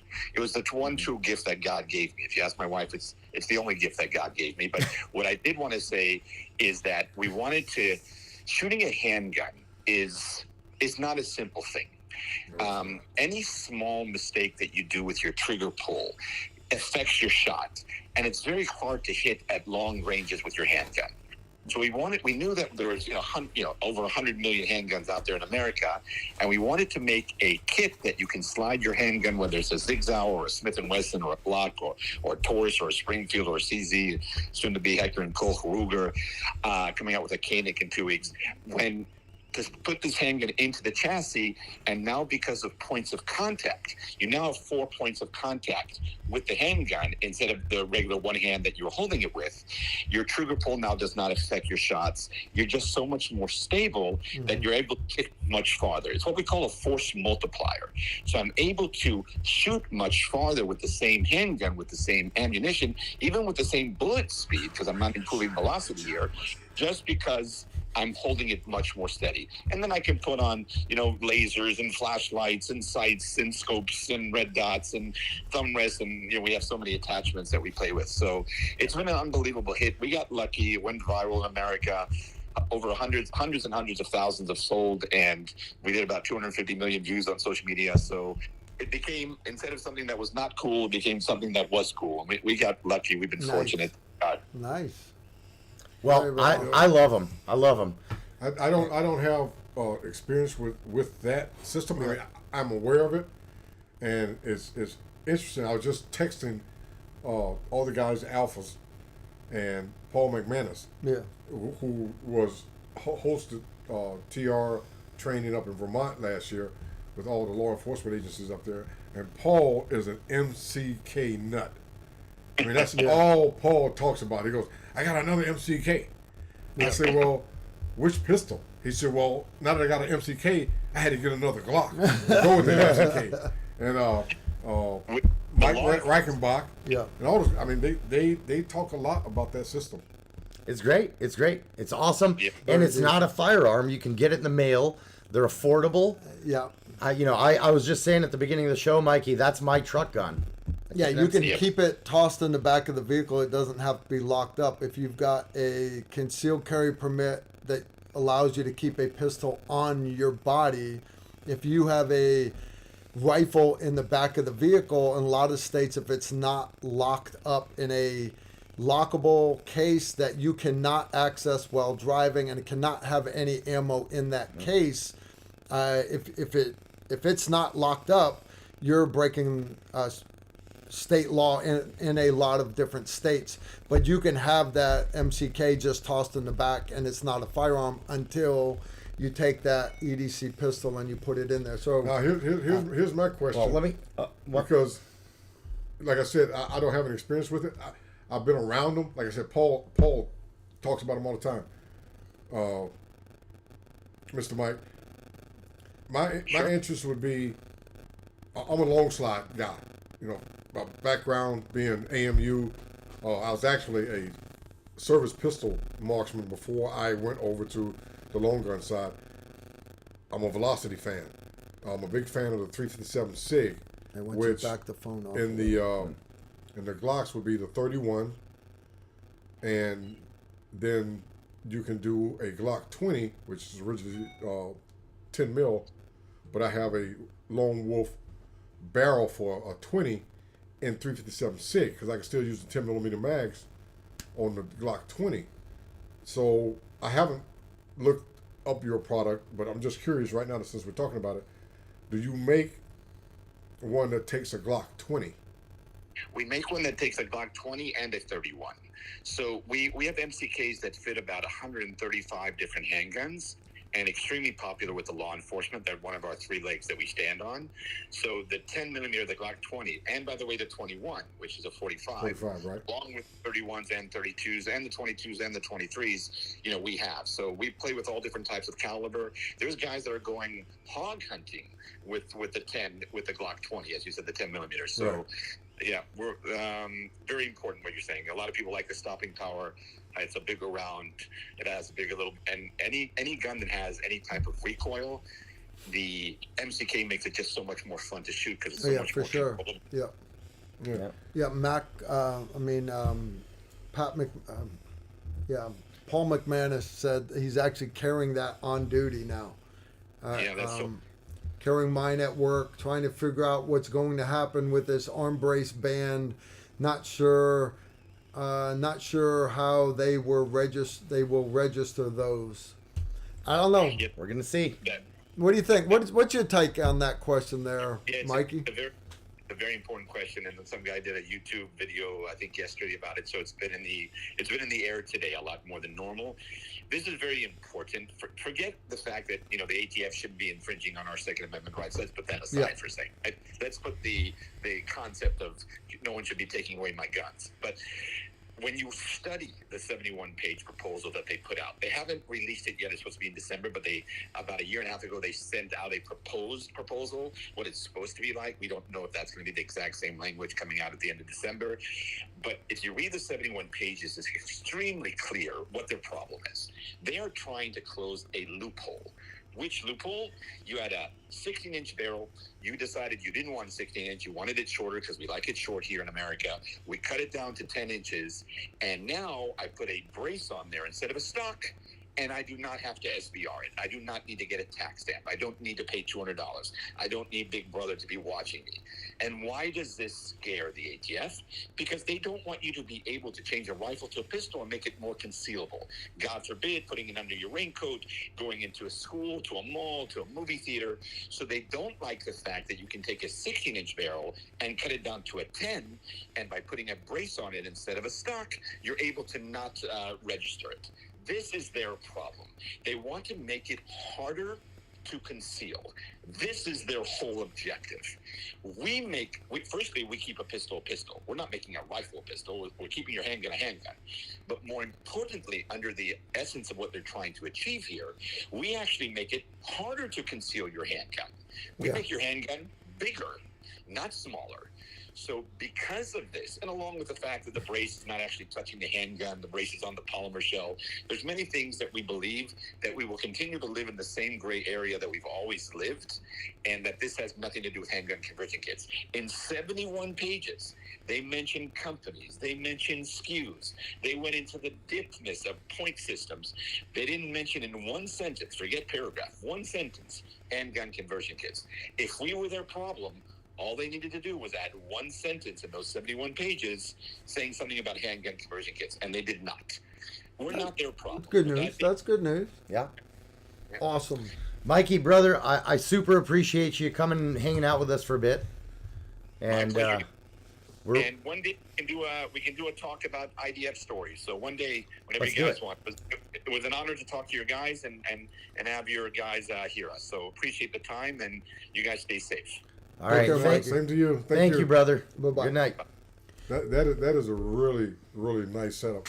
And again, you let me know what gun you want, and I know somebody. Yeah, we know a guy. I know a guy. I hear you talking, player. I'm just saying. I know somebody. And you guys explained it so well. If you have a CCW permit and you have a pistol, and Mikey really truly explained it when I was on AMU, again, I was a precision pistol competitor. Back then, we had the 1911s. And when I transitioned and got really into the long guns, because the service rifle teams and the pistol teams were right next to each other at Bragg Range 5 and Range 7. And my awesome coach was Mr. Master Sergeant Oscar Gomez. And one of my team members, believe it or not, was Jim Schatz, who ended up really making a great name for himself. When he left the military, he went to work for HK. And as Mikey was saying, if you can shoot a handgun well, you're going to shoot a rifle well. If you can shoot a rifle well, doesn't mean you can shoot a handgun well. It's a total different. They always say shooting is 90% mental. It is. And a lot of times we would have the service rifle shooters, and these guys are shooting Camp Perry. They're President's 100. I mean, these guys are high speed, and they would come on a pistol range sometimes to shoot with us. And, you know, we were shooting 1911s, and we were walking through the whole process of shooting targets. We shoot at 25 and 50 yards. And these guys that are master shooters, service rifle, are shooting all over the place with the pistol. But then when the pistol shooters would go over to the rifle range on a slow day for them, and we can jump in, shoot an M16A2 service rifle, we're shooting out of 600, just burning it up. Mm-hmm. Because our mind is key to front sight. I mean, I can watch a little dancing girl on my front sight all day long doing the hula hula, you know. And but you get on a rifle, it's like, oh my gosh, this is like a strip club. Well, you know, and that's why in our because classes, you're so used to, you got a short sight radius, and your mind and your eye is linked to watch that. Then you get a service rifle, iron sights, and it's just like, man, how could I miss? And that's why in our classes, did you guys that one already? No, we didn't. That's why in our classes we always say, look, we always start with pistol, right? Because everything from pistol transfers over to rifle, but not necessarily backwards, right? If you can master that pistol and all those fundamentals, nail them down, you're going to be awesome at rifle with a couple of tweaks. All right, Holly Mover Star asked, Carl, are you familiar with the humanitarian mission that retired Green Beret Ryan Hendrickson is doing in Ukraine? He started a 501c3 called Tip of the Spear Landmine Removal to clear civilian areas and farms. Holly, I'm not familiar with it at all. That's the first I've heard of it. Yeah, I hate it for him, and I know half of y'all here, because I'm going to piss 3/4 of you off one way or the other. Half of you don't think we should be involved in Ukraine at all. The other half thinks that we should be involved more than we are. The reality is that America does not give a rat's ass about Ukraine. However, what they care about is, again, you go back to when it was NATO against the former Soviet Union, a lot of that still plays today, and they are worried about Russia, the Russian Federation. Remember, it's not just Russia anymore. Now it's grown to the Russian Federation. They're worried about the Russian Federation gaining traction, and because China's being colonial, just like we were 40 years ago, hell, 100 years ago. They're continuing to spread all over the world, just like the Russians were back in the day. Well, we're worried about that. And basically, you guys can go back and look. No democratic government has ever attacked another democratic country in I don't know how many hundreds of years. It just has not happened. But Russia is not a democracy. Like it or not, they're not a democracy. So it is what it is. But basically, all the Western nations have, behind closed doors, decided, look, we cannot let Putin succeed. They can't let him succeed. So whether you're pro supporting Ukraine or you're against supporting Ukraine does not matter. Understand, your government does not care. We care about stopping Putin and the they're gaining attraction for the Russian Federation.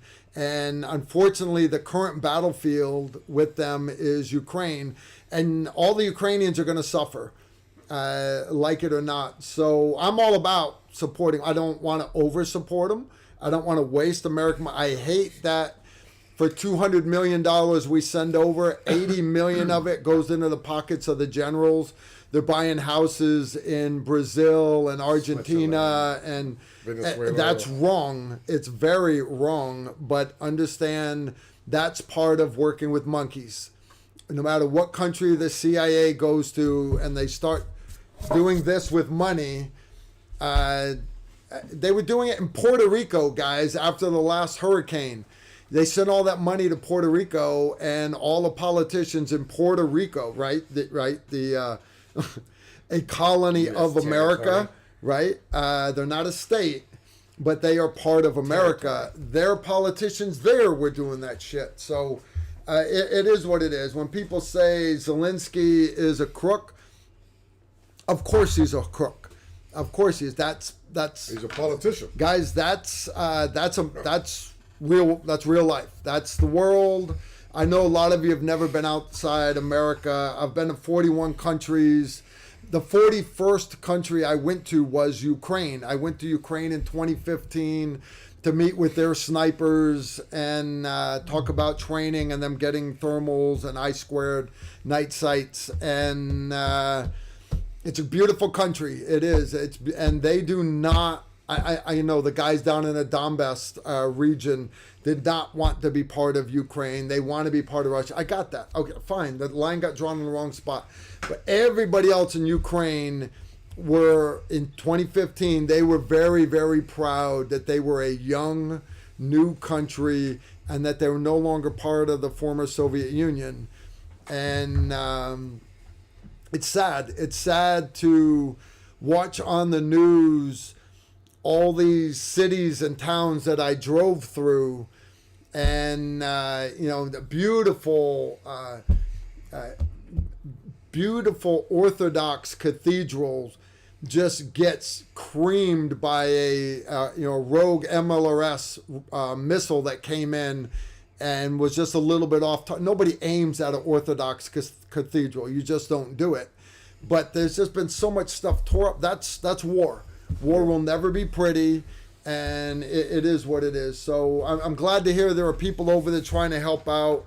But at the same time, all these civilians that are going over there to volunteer to be freedom fighters, guys, you let the government fight. I don't know if that's what you want to do, fine. But if I don't have an American flag on my shoulder, I do not need to be. I do not need to be on a battlefield anywhere.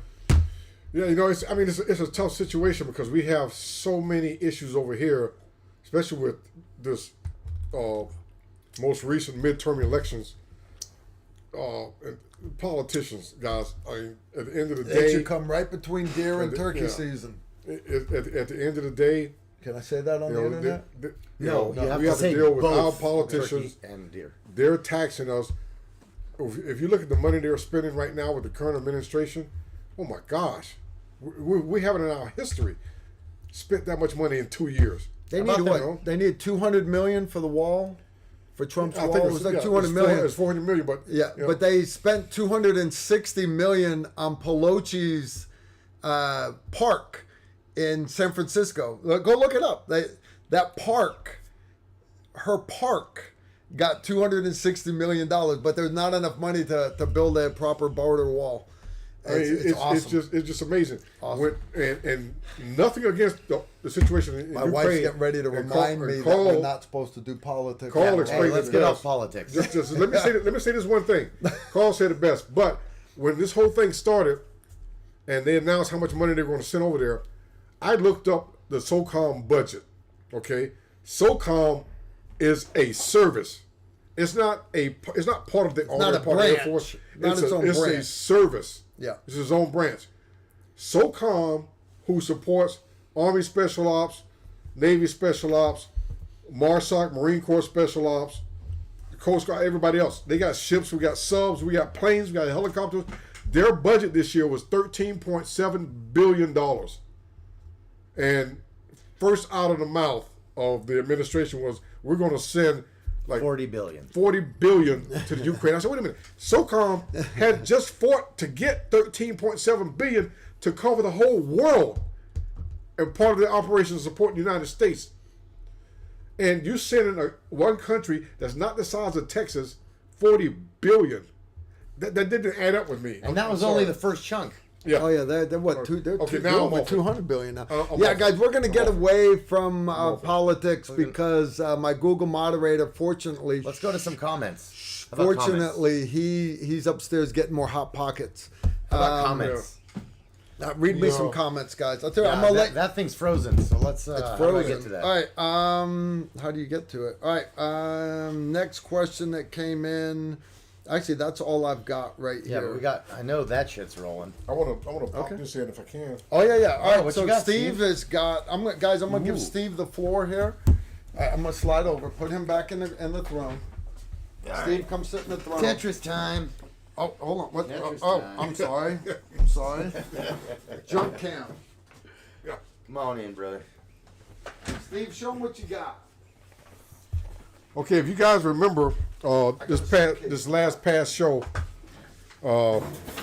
we were at John Rich's Redneck Riviera in Nashville. Great time, and again, thank you to John Rich for hosting us there, allowing us to have the show there. The second time we've had the show, and we did it on the anniversary of 8th November, which is his song about that specific battle in Vietnam. And again, if you get a chance, go online, YouTube, watch the John Rich's 8th November documentary of he and Big Kenny traveling to Vietnam to that battlefield. Which is, I'm not talking about, hey, they left Nashville and traveled to Knoxville and visited some Civil War monument. They left the United States and went to Vietnam. Into Vietnam, into the jungle where the battlefield occurred, battle occurred 40-something years ago, 50 years ago. So thank you for that. During that show, we covered real quick the proof research barrels, and I want to revisit that because I have a barrel here. And basically, those proof research specializes in carbon fiber barrels. And again, the barrel that we showed and the barrel that we have is an AR-15 barrel. Is that the one you're giving me? I know somebody. Oh, you know somebody. I got you, brother. So, you guys that have and own AR-15 barrels, I mean, I know you're laying your eyes on this thing and you're lusting already. This is 5.56, and we're talking with Proof to do some barrels in 6.8 SPC, of course. Hello. So this is a carbon fiber 5.56 barrel. The thing that I didn't cover on the last show is that this barrel design technology from Proof Research is not specific to AR-15s. They make bolt gun barrels. So some people might say, well, that barrel is a little expensive for, an AR-15 platform. Of course, it reduces your weight, reduces heat buildup, it's accurate as hell. But some of you guys say, hey man, that's a little bit of coin to spend on an AR-15 barrel. So when you're building that matched sniper rifle barrel in 308 Winchester or 6.5 Creedmoor or 300 normal mag, or whichever caliber you're looking at and working on, they make the same type technology for bolt guns. It doesn't matter if Remington 700, Winchester 70, all of these other what do you call it? Calibers. No, but the specialty shops that build these specialty sniper rifles, all these special cradle rifles and all this other stuff that's going on in the industry right now. So I wanted to follow up with that and point out to you guys that Proof Research doesn't just make carbon fiber barrels for AR-15s. And as I always say to you, there's a search engine called Google. And if you have a question specific to a specific product, a specific company, Google it, proof research, Remington 700 short action barrel 6.5 Creedmoor, and it's going to come up. And I'm pretty sure on their website that you're going to see pictures of the different type barrel setups, whether you want, a heavy bull barrel or you want a medium-sized barrel. I'm not big into bull barrels for my bolt guns. Because of weight. With this right here, you can do that because you're losing weight. The stiffness is still there. Okay? The dampening of vibration, reduction of weight, heat, dispensation or dissipating, dispersion and dissipating of heat is much better with the carbon fiber barrels. I mean, guys, look at this right here. This is, just looking at that would tell you what they go through and what they're capable of doing something with a straight bolt gun. Yeah, Steve, we got a question here. We got a super chat for you. Chat me, super chat me. I'm trying to be good about this, guys, because Carl knows this stuff. I suck, so bear with me. All right, this is from Rifleman, who's one of our awesome guys. All right, Steve. My HD carbine is 7.62 NATO. I want to use 110 grain bullets. Can you recommend a bullet? My home is typical U.S. construction in a suburban neighborhood. Read it out.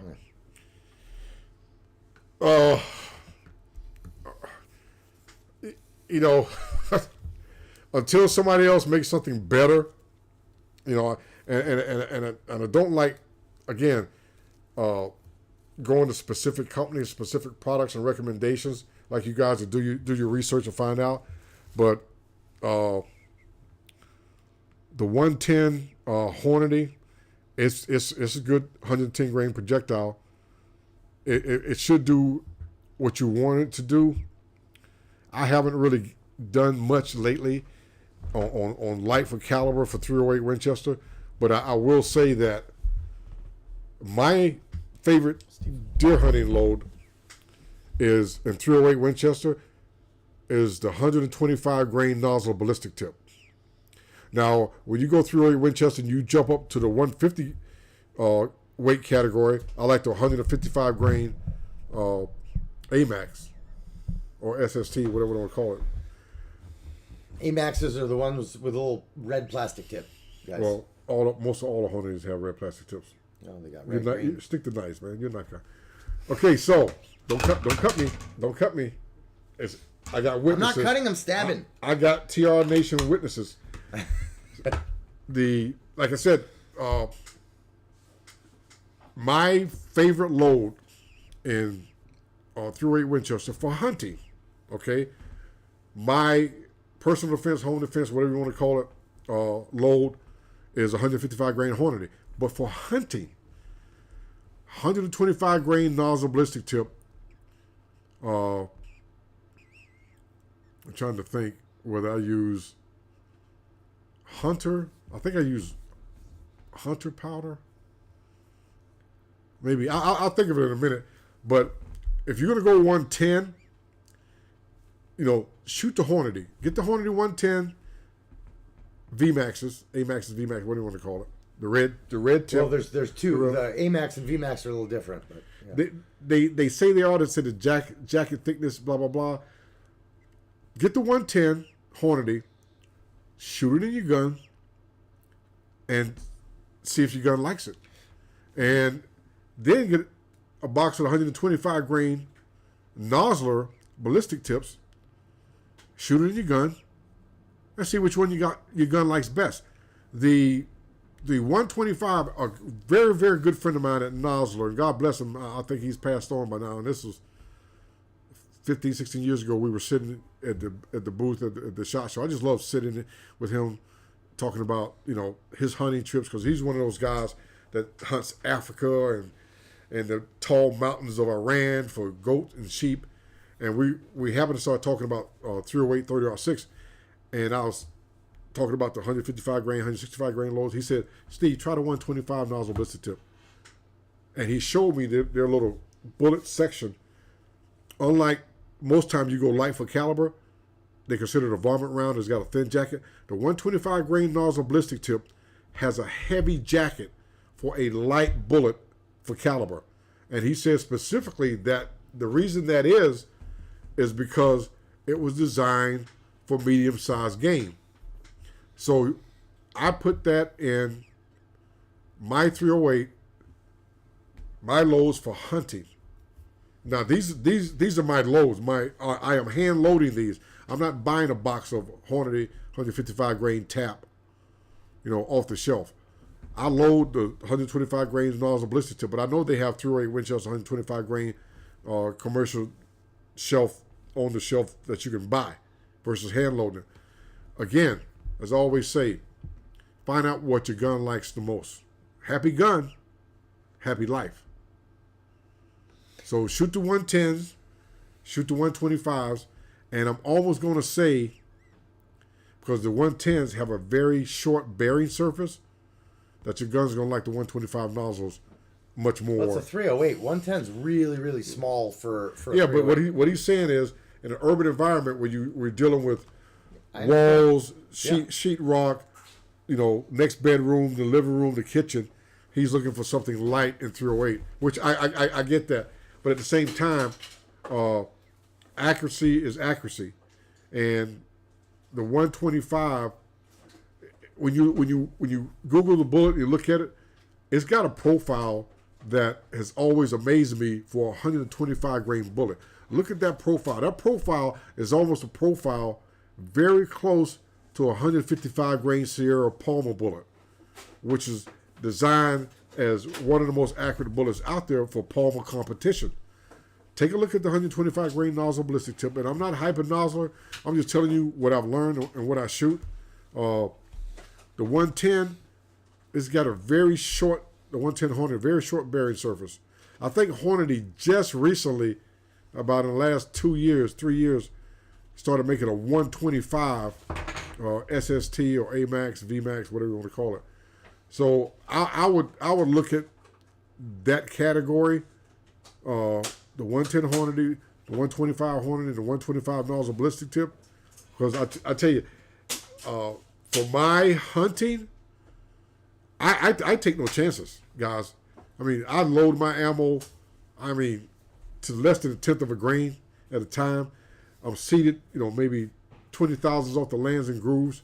It's loaded like match accurate competition ammunition, because when that buck of a lifetime shows up, shooters are 90% mental.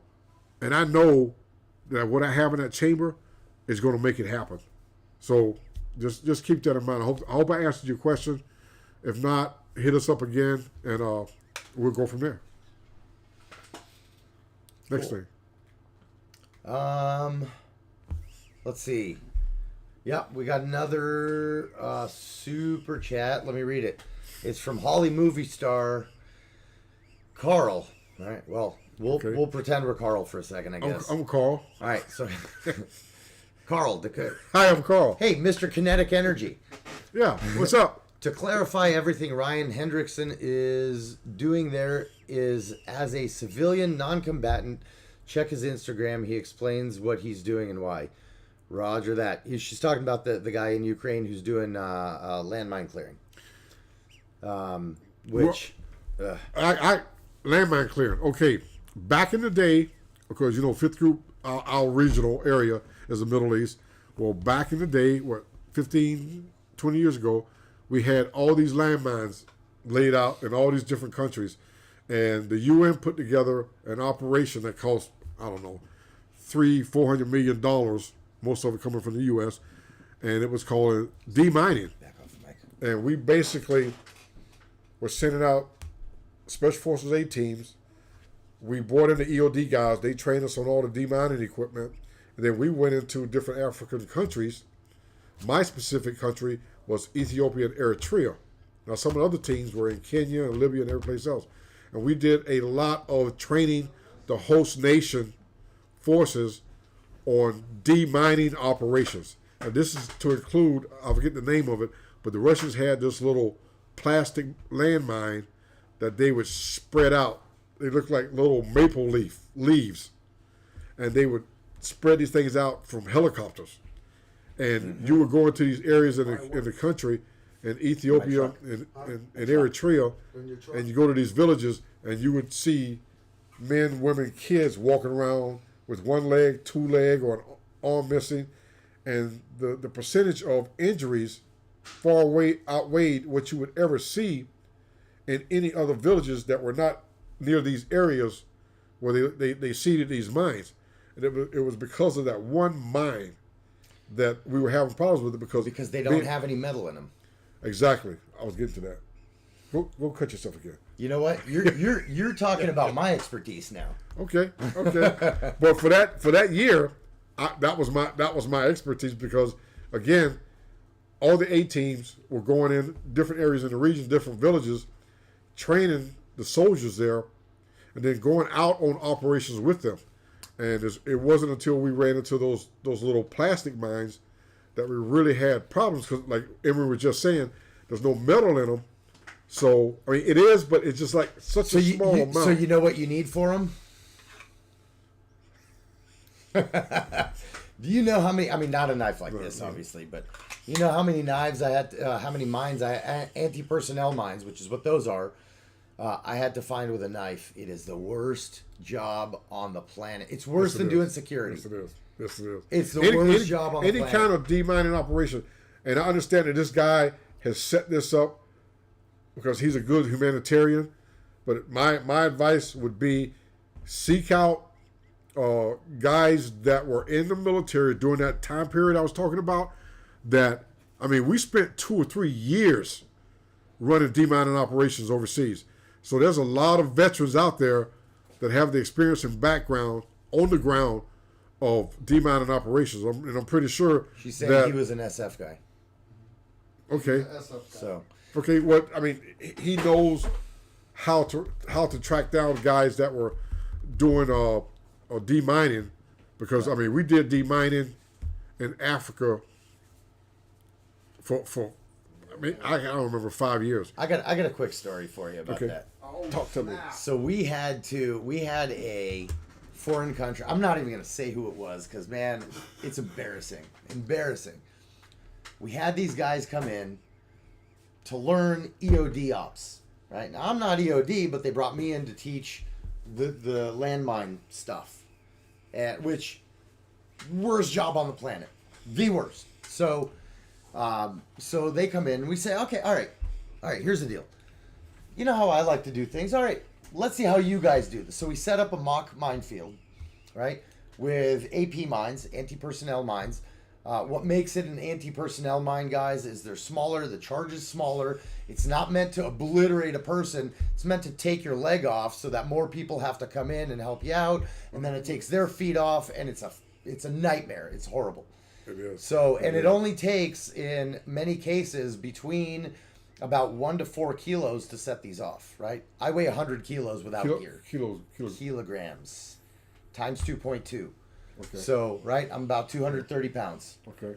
All right, so it takes 4 kilos to set off your average American AP mine. 4 kilos, that's 10 pounds, right?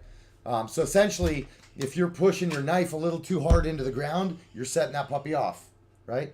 So anyway, so we go, hey, guys, all right, through an interpreter, because these guys didn't speak a lick of English or anything, obviously not Hebrew. We set up this thing. Now, these mines that we set up for training, and we bury them well. You cannot find them with a bare eye. You can't. So, go ahead, guys, right? And if you step on one, it's a siren. It beeps, right? So, okay, here comes their officer. You don't need to understand their language. You. They line up and run. I shit you not. Next guys, you. Line up, run. We're like, stop. Oh, I so wanted to give up on these guys. That was like a freaking movie. Oh, we spent weeks. We didn't even bother with metal detectors with these guys. Just a knife. It wasn't even worth it. They weren't there.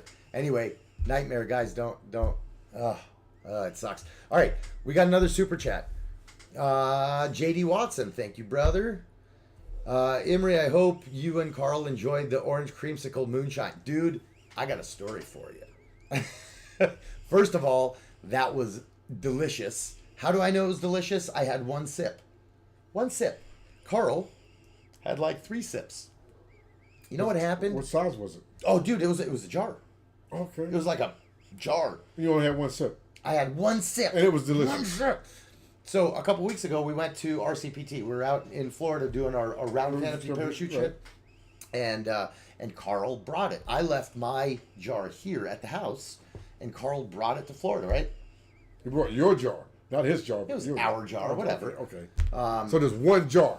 There's one jar left. There was one jar. Joint he brought it to Florida. Jar. The joint jar. Team jar. The TR jar. So anyway, he brought it there. It's sitting in his fridge. Well, we had some friends come over to the campsite. I'm not going to say their names, Mel. And starts with an M. Mel. Anyway, Mel comes in. Oh, hey, how you doing? Oh, I'm going to go check the campsite. And we're all sitting there, and we're yapping with other people and all that. And I look over, and I'm like, is Mel... What? She's gone through Carl's fridge in his little camper. And he had it in the freezer. It was nice and cool. She drank the whole fucking thing. Her and her friend... Oh, that was an F-bomb. She and her buddy drank the whole thing. And I came over, and I was running over. I was like, you stop that. That's not yours. You steal anything else. So anyway, Carl and I came out. We had a sip. I was so angry. And it's so good. You ever had creamsicle moonshine? I've never heard of creamsicle moonshine. It's like orange. And I come from Georgia moonshine country. Oh man, Steve. Oh, we gotta get you some, man. It's so good. I'm assuming since the name is orange creamsicle, that it's got something to do with orange flavor. Yeah, it's like a creamy popsicle with booze in a jar. It's heaven. It's heaven. It's okay. Yeah. Okay. So, thank you. Yes, we did enjoy it, even though we have some inconsiderate friends. Very much so. But it also goes to the point that when you're out camping out and everybody's hanging out at the campsite and you have a refrigerator with some tasty beverage in it, then you need to consider to lock in your tasty beverage because somebody else is going to want a sip of your tasty beverage. Well, we know how to protect it better now from certain individuals. But next time we get some, we'll have a little powwow. Okay. Because the path of the thirsty man has been set on all sides by people like Mel and her buddy. You're gonna sip out your tasty beverage. Don't even leave you a corner. You gotta watch it. Let's see. 2 vets, 1 jar. That's gross. I'm trying to keep up with these comments are tiny. Let me You gotta get out? Yeah, let me. Oh, you're hitting your other thing. Yeah. Steve's got another thing to show. All right, let me see. We had another comment here for us to address. Have you guys seen the newer and smaller snake system tourniquet? I'm not familiar. Steve, you ever heard of a snake systems tourniquet? Nope. Okay, well that solves that. I'm sure Carl probably has. He's a Delta. He does his thing. What you got for us, Steve? When Carl comes back, we'll ask him, have him address the snake tourniquet system. So. Oh, Moody says, had it with you guys at Overland Challenge. That's true. Overland, was it not the last year, the year before? Oh my God, that was so good. That was so good. And we had apple pie moonshine there too. The creamsicle. But that creamsicle moonshine was made by Carl's buddy Dan. I don't know how you make that shit, but guys, it's I should learn how to make it. It's good. So it does sound like a stripper name. Yeah. So tonight we're going to talk about the box that goes. Oh wait, do it again. Okay, do it again. Hold on. Oh no, hold on. Ready?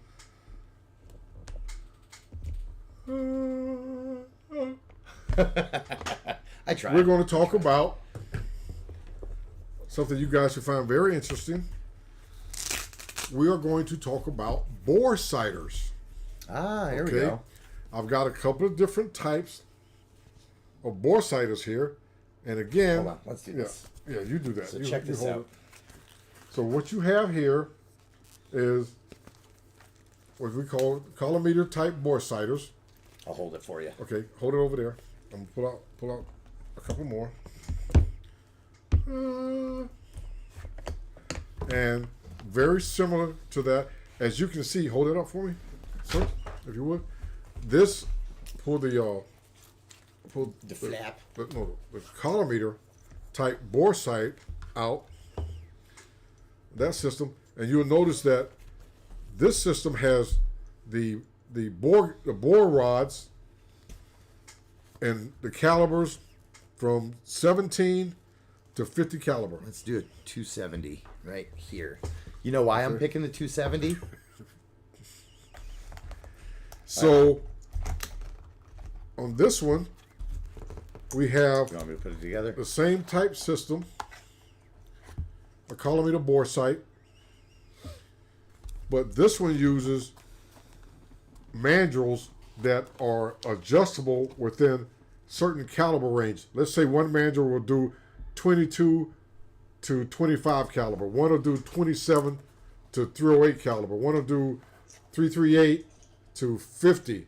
They just a little spin it, and it is in the bore. It expands and it tightens in the bore. So it depends on whether you want to get one that's a little less in weight, smaller and compact, that will adjust in the bore, or one that has specific calibers for specific bores.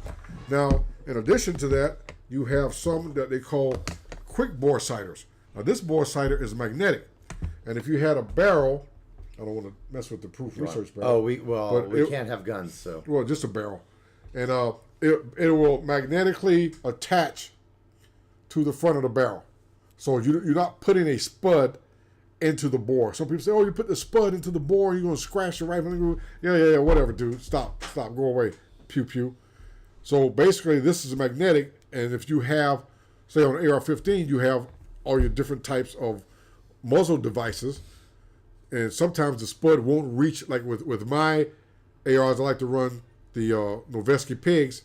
The spud won't reach all the way back to touch Land's groove, so it's kind of wobbling out there. So this one magnetically attaches to your flash hider, and it's a little bit lighter and small. It's something that you would want to like keep it. I keep these with my carbine bags because I want to check my bore sight whenever I go somewhere where the rifle has been bouncing around in a vehicle or in a boat, or you're flying and those people that handle luggage, they know you've got a rifle in that long gun box, and they like to take, hey buddy, watch this, sling it across the doggone airfield and let it bounce off the concrete. So you have a small one here, which is quick and fast, and these also work on red dot sights and on pistols. Then we have another one, which is very similar. It's a little bit smaller, and this one comes with a battery. So if you don't have sunlight or something like that, and you want to, need a little bit of brightness so you can check your reticle up against the prism that's set up in here, this is just a little bit smaller. But again, there's different types of bore sight devices. Now, what do bore sighters do? Bore sighters are about getting you on paper when you are zeroing. Whenever you switch, say you put on a new scope, and you go through all the trouble to pay for this, $1,000 scope, and you got the special 30 millimeter range and a perfect flat, Picatinny rail mount with 0 degree cant and all this other stuff. And the first time you start shooting, you have to spend 15 rounds of that expensive ammunition just to get on paper. Okay. With a bore sighter, it gives you a grid inside. I don't think they're going to be able to see it. They can. You can optically center into that grid, and it's going to give you. Did you already get that one? An alignment for your reticle on your elevation and windage that's going to put you on paper. It's going to save you ammunition big time. Once you get that alignment set, what you want to do is go out 25 yards, 50 yards, 100 yards, however you're going to start, shoot around. Most times when you bore sight to the prism within a collimator, it's not going to put you right there. But once you zero, take that bore sight device, put it back on your rifle or your handgun. Look at where your reticle is in that prism, in the graph, okay? And for me, almost all my rifles are 1 square to the right of center and 1 square down. I could take a bolt gun, move that scope to an AR-15, put my bore sighter device on that AR-15, look at that prism, go to the center, down 1, right 1, and I'm going to almost be within 1 inch of zero at 100 yards. Now, it's going to be different for every rifle. Like my 45-70 is 2 down on the prism from dead center and 1.5 to the right. And normally what I'll do is once I zero that gun, I'll put my phone behind the dioptic, get it lined up, centered up, and I'll take a picture of that bore sight device back on that rifle. Once that rifle is zeroed for whatever I want, like my 308, I zero it 2 inches high at 100. So once I get it zeroed, I'll put the bore sight back on, and I'll take a picture of where that reticle is on that graph for the bore sight, and I can almost bet you that if I was traveling out to the Patreon event and my rifle gets bounced around, once I get to that event, I slap the bore sighter back on, I bring that picture up on my phone for that rifle and that caliber, and I can see exactly where I need to check and say, okay, wait, it's still there. I'm good to go. Or, oh my gosh, this thing is like 8 squares down, 4 squares to the left. You know, Randy must have been bouncing my rifle off because he wants me to miss targets while he's shooting good. So here's a question for you, Steve. So a bore sighter, right? This part goes into your muzzle, right? Spud, and it sits there, right? Right. What is your trick for aligning it vertically with the rifle? Basically, you guys, just so you understand, right? This thing, you can twist it all around. Right. But if you notice, there's a little metal part here. A detent. A detent. Oh, it's a little springy thingy, and it puts a little bit pressure on the spud, so it just doesn't go whoop. So, but it won't like sit like really nice like you want to. But as you slip it in, I got the rifle on the rest. I slip this in, I get it right where I think it's centered, and hold that. What I would do is I'll take the multiple bubble leveling magnetic devices. There you go. And this is a round center one. Magnetic bubble level device thingy. And one of these are all magnetic. I will set this on a rifle where I can find a flat space, like on a 1913 rail. There's a and I'll scope put, over there. I'll put this on top of the scope. Right over there. Yeah. There you go. Carl's got all these nifty things. Yeah. So what I want to do is, boop, see how it checks? Find a flat surface. Flat surface. Now, I want to level my rifle. Then once my rifle is level, I'll put the bore sight collimator into the bore, whether I'm going with a spud into the bore or whether going with magnetic attachment at the tip of the muzzle. And I make sure that this right here is square. And then I'll look into the reticle, and it becomes like a little bit of a pain in the ass because you have to reach forward sometimes. And if you got a long barrel, like I do on some of mine, 24-inch, 26-inch barrels, I have to almost get off the bench and just like touch it just a little bit, turn it just a little bit to the side while my gun stays locked in at level. Then I get back on the scope and say, okay, now I'm squared up. Everything's squared up. Can I refine what you said? I'm just simplifying the exact thing you said, essentially, and I'm taking a step back. Is that cool? Do. All right. So first thing you got to do is when you mount your scope, right? You got to set your rifle up somewhere nice and sturdy, right? And then you take a magnetic level like this and slap it on something flat on your rifle. Not the scope, your rifle. Make sure that rifle is perfectly level.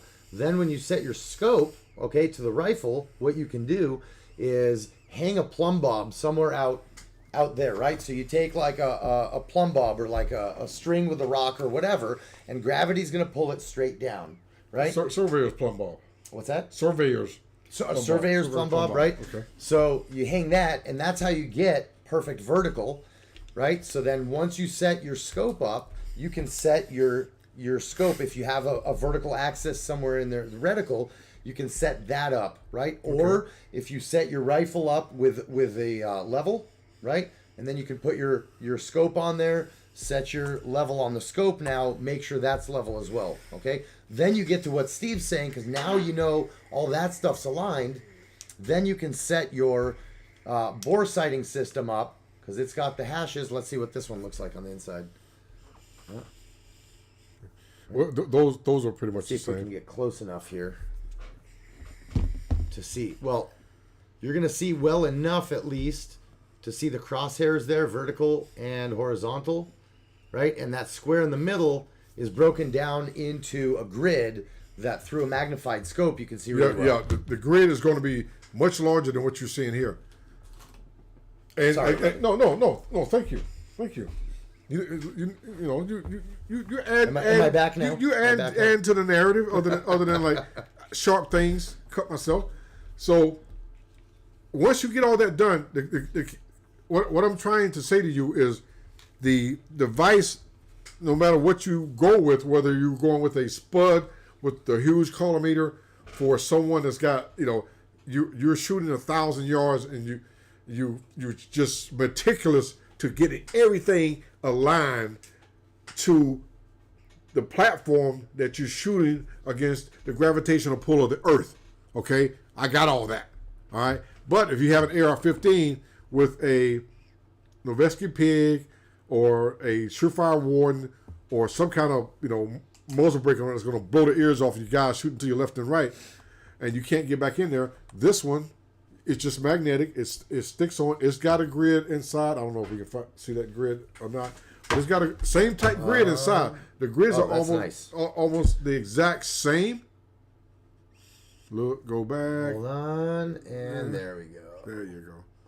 And that crosshair center, then you're going to have all your grid squares there. And then, again, the thing I like about it most is I save money. Even with my 22s. I just put a scope on I have a Winchester Model 75, which is back in the day when they had your 1903 Springfield and the military, they practice and train with what? 22 long rifle. Okay? And it emulates a 1903 Springfield 30-06, but it's a 22 rifle. I think they stopped making them in the 1960s maybe. But anyway, I put a scope on it and I slapped the magnetic this one on the end because I didn't want to run that spud into an antique rifle. Even though I'm gonna shoot this antique rifle, all rifles have been meant to be shot, and I was able to go down, set my scope, and then lock it in. And once I zeroed it, and keep in mind, when you take a picture of that grid in your bore scope through your day optic, once you've zeroed, you can take a picture for each type of ammo. For instance, I will shoot Remington 40 grain jacketed hollow points for pest kind of things. And then I will shoot CCI stingers and I will mark each one with a picture, and then I have those pictures printed out and I have them stuck to the side of my stock of the rifle with wrapping tape, that clear, big, wide 3-inch tape. And if I decide that, hey, I see a rabbit at 85 yards, I'm gonna shoot stingers. And once I put stingers in that 5-round magazine, I can go to the side of that stock and say, put the bore sighting device on that and say, okay, I need to go one grid square to the right for stingers, and then the other ammunition, I will know where I need to move my crosshairs without ever having to shoot, because the area where I shoot is the same area where the rabbits and the gophers come out anyway. So bore-sighted devices are going to save you money, especially when you're shooting really expensive calibers. You know, I mean, this day, almost every caliber you shoot is freaking expensive. So if it's your first time shooting that rifle, first time setting that scope up, get you a bore sighter. Some of them cost a little bit more than others. Some of them are just relatively inexpensive. And get yourself on paper 10 to 15 rounds sooner than you would just sticking a target out there, and you realize I put up a target that's 8x10, and I'm 14 inches off of that paper at 100. A bore sighter is going to put you almost always, can I say always? Never is. It's going to put you within 3 to 4 inches of center at 100.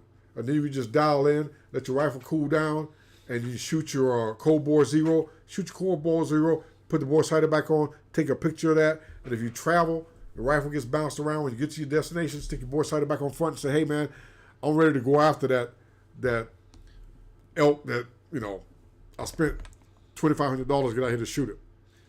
So just keep that in mind. I want to share that with you tonight. Steve, there's a question for you here. Okay. There's a couple that I see. Okay. One is from Holly Movie Star, and it's a super chat. And she asks, Steve, have you written a guide or have an online Substack page? I don't know what Substack is. With this type of knowledge. Have you written a guide like for people to read? No, I haven't. I have not.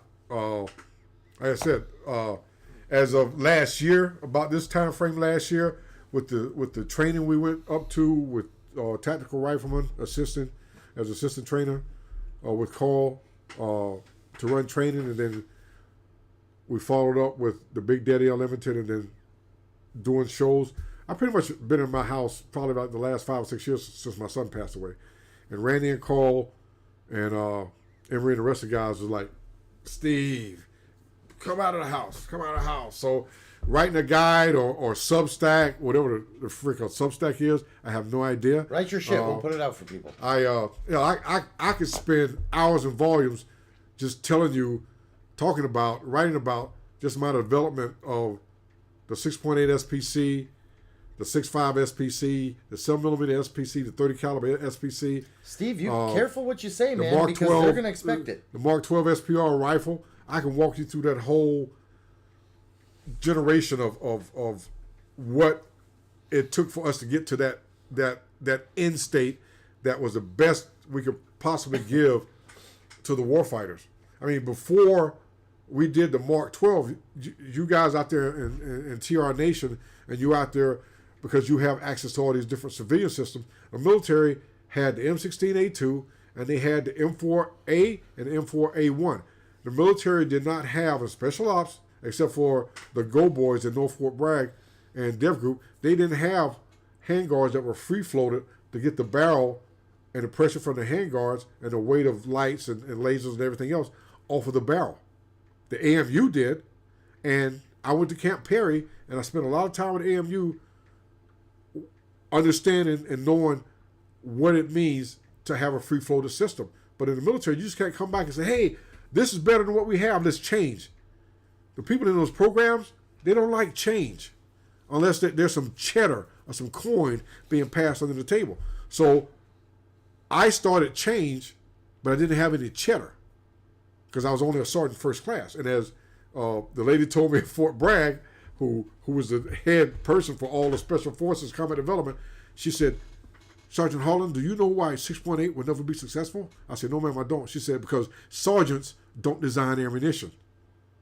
I said, yes, ma'am, I understand what you're saying. I said, but did you know that Mikhail Kalashnikov, the inventor and designer of the AK-47, was a sergeant in the Russian army?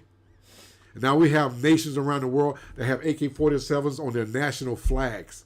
Yeah, okay. So it's not that impossible for a sergeant to design something. So, no, I haven't written Substack. Don't even get me started on the 25mm AMPR Barrett M109. Don't get me started on the SCAR rifle, because that was mine. I did the whole thing. Mark 44 minigun system to special forces. Before, you only saw them on helicopters. You know, and I got sucking chest wounds right now. Still, scars from being hit by multiple incoming rounds for the people said, 5th Group has miniguns on their trucks over in Iraq. I was like, well, yeah, because they work. Don't they work, Carl? They work awesome. They work awesome. They work and awesome. They were like, you're under investigation for putting a aircraft weapon system on a vehicle. I'm like, but they have the same battery, so I only need 12 volts, and it's just, it works. You know? And it was like, oh, you spent money on something that was for combat, and you use your unit's operational money for an R&D project. I said, no, I didn't. I can't tell the group comptroller, who's a major, to spend $1.7 million on systems like that. I just can't do it. I can say, hey, sir, this is badass. The guys will love it. They said, well, how many systems do you have at Fort Campbell? I said, well, I don't have any. And they said, well, we found $1.7 million. I said, look what that says. Siege of Sodom, Arabian Peninsula. That's a Balad in Iraq. That belongs to them. It doesn't belong to 5th Group of Fort Campbell. It's not on our books. So, you know, they kind of pulled some of the spears out of me, but I still got some sucking chest wounds over it. So, you should send that chick Christmas cards. She passed away. Did she? Yeah, God bless her. Oh. You know, the path of the righteous man is beset on all sides by the inequities of the selfish, precision reflex, Silver State Armory, and the tyranny of evil men. Blessed is he who, in the name of charity and goodwill, shepherds the weak through the valley of darkness. For he or she is truly her brother's keeper or sister's keeper and the finder of lost children.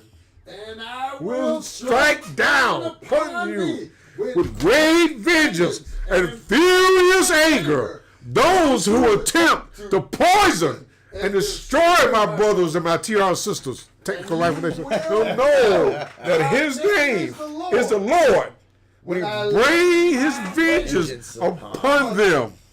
Ezekiel 25:17.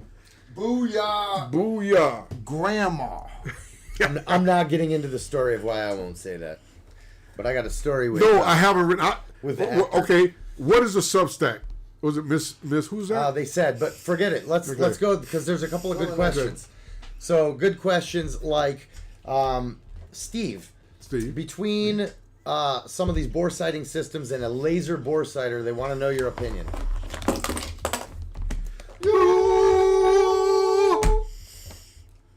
I forgot. Laser bore sighting system. Okay. I use them, and again, this one has like a built-on spud, and then there's a little screw thing here, and it's got a little collar rubber thingy that will fit in the bore, different caliber sizes, and again, it's going to put you on paper. It's going to save you ammo. But keep in mind, the moment the bullet leaves your barrel, gravity reaches out and grabs it. It starts pulling it back toward the earth. Laser is straight, okay? At some point, it's going to cross where that bullet path is, but only at that one point, and then it starts to separate again. I use these sometimes. I prefer not to use them most of the time if I'm traveling, because once I zero with this laser on paper, I have no way to properly mark what my zero is on said target that I use. Or I get to, Texas for the Patreon, and I want to check my scope, and okay, the laser's there, my reticle is over here, so my scope's been bumped or damaged or something like that. But is that the right alignment from that laser to my zero? That laser put me on paper and saved me cost on ammo, but now that I've zeroed it and my reticle is here, that laser is still going to point here. So unless I have a target with a grid that tells me that okay, how much off I am. But with a bore sighting colorimeter type device, it's got that grid in there, and I can go back to that square. That's my 0. This is what Steve was saying about taking a picture, right? Which, by the way, I haven't thought of that. That's brilliant, right? So he's saying you put this on, right? Get it close in here, take it off, 0 your gun, and then you put this back on, right, to see exactly where on the grid your reticle sits after your gun's zeroed. Then he takes a picture through the scope so you can have a visual reference of exactly where it is in comparison to this. That's what he's saying you can't do with a laser, because you can't take a picture of your reticle over that laser. Correct? Exactly. Correct. Keep going. Cool. No, that's all I had. I'm learning here. A lot of people are saying you should start your own ballistics channel, and they even said, "Oh, you should call it Kentucky Ballistics." Oh wait, that's taken. Got this type, blah, blah, blah. I think that's it. You guys aren't asking any more questions? Draw a sketch on your barrel. Oh, here we go. Holly Movie Star. And Substack is a website that lets independent writers and podcasters publish directly to their audience and get paid through subscriptions. That makes sense. Tell her she should audition to be my agent. The New York Drummer says, "What's up? What's up, brother? How you been?" Sup, Marvin? That's Marvin. Marvin from New York City. Marvin. Sup, Marvin? Marvin. Sup? Okay, well, let me clear this out and let Carl actually get back in here, because it's your show. Yeah, I am packed. I'm done. Love you guys. I'll see you soon. Yeah. Go away, Emery. Hey, I'm gonna be gone before you get. What time are you pulling out in the morning? After you. I got that. I think after, what is it, 3 hours to Chad? Yeah, 3 hours. 11:30, I gotta be out of here. 11:30. That's about the time Isabella's leaving too. 11:30. All right. Yeah, me and Dana will be gone by then. All right, guys. I see Steve has had his case of woe out. He's had what the hell is that, Steve? That's a bore sighter. Yeah, I got that. But what is this part right here? That's the magnet. You done beat the shit out of that magnet, boy. Okay. If this was a barrel, yeah, then you bore sight right through here. Okay. We shall see. Same as No, it's all good, dude. It's all good. Same as this one. Yeah. See, that makes more sense to me. All right. Guys, I'm tired. Why did we do Military Monday live stream instead of Tactical Tuesday? Excellent question. I am actually pulling out around sunup. Me and the Blushing Bride, we are going down to Texas for a Patreon course. You heard me mention it earlier. That's why I kept slipping out of the live stream, because I have a ton of things that still have not gotten done. For example, I went up, packed a suitcase and everything. I had to find TR shirts with logos and stuff. I got to find another hat. I need my hat for Patreon. Anyways, no big deal. I want to show you guys something real quick. If you can see that, that is the reticle. Can they see that? Ish.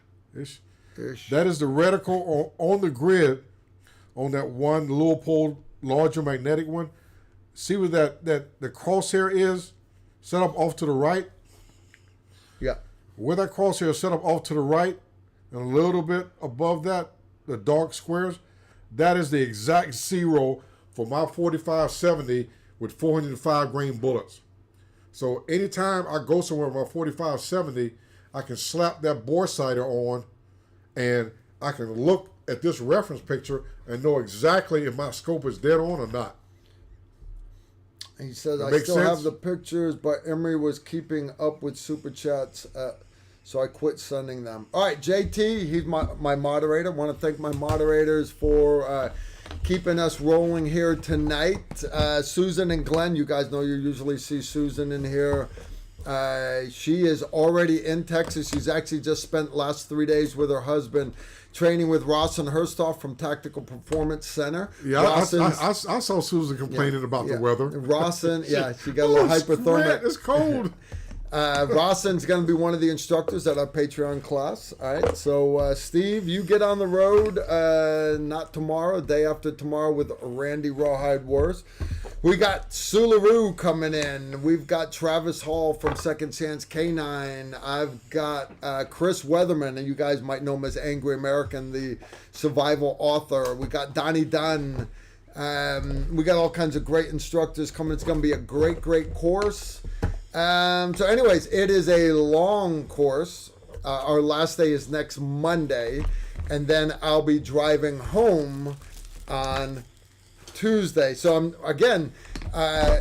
next Tuesday's live stream's not going to be on Tuesday. We're going to do it on Monday, the final night of the course, the grand finale, when we do our final banquet dinner. It's on me. Not going to cost patrons a dime unless a patron wants to pick up the bill. I'm more than willing to let them do it. We're going to do fireworks and everything, but we're going to run the live stream off of my laptop, so it won't be quite as fancy as tonight with the JX logo and everything right here, stuff like that. But Steve's in charge of it. I'm going to let Steve run the live stream next Monday, so if you guys are interested in another Military Monday live stream here on TR Live, me and Steve Holland, we are going to be doing it from the pavilion. We're gonna have a bunch of you there. There's gonna be over 50 of us hanging out there. And Randy and Emery. We'll bring all those guys on. We'll get Sularoo on the live stream. Oh wow! Huh? What a treat! What a treat! So anyways, great time tonight, guys. I appreciate y'all hanging out with us. You got one last thing, Steve, you want to share? TR Nation, I got something for you. As I always say, there's a thing it's a search engine. It's called Google. I want you guys to look this up. Pick up your pencil, like I always say, and write this down. Make it suspenseful. I want you to look up Dolomite, Dolomite. The Signifying Monkey. Signifying Monkey. Look up Dolomite, the Signifying Monkey. I'm going to leave it at that. Monkeys! All right, guys, you know the deal. Next Monday, 7 p.m. Central Standard Time is going to be awesome, or it won't. Y'all take care and shoot straight. Incoming right there.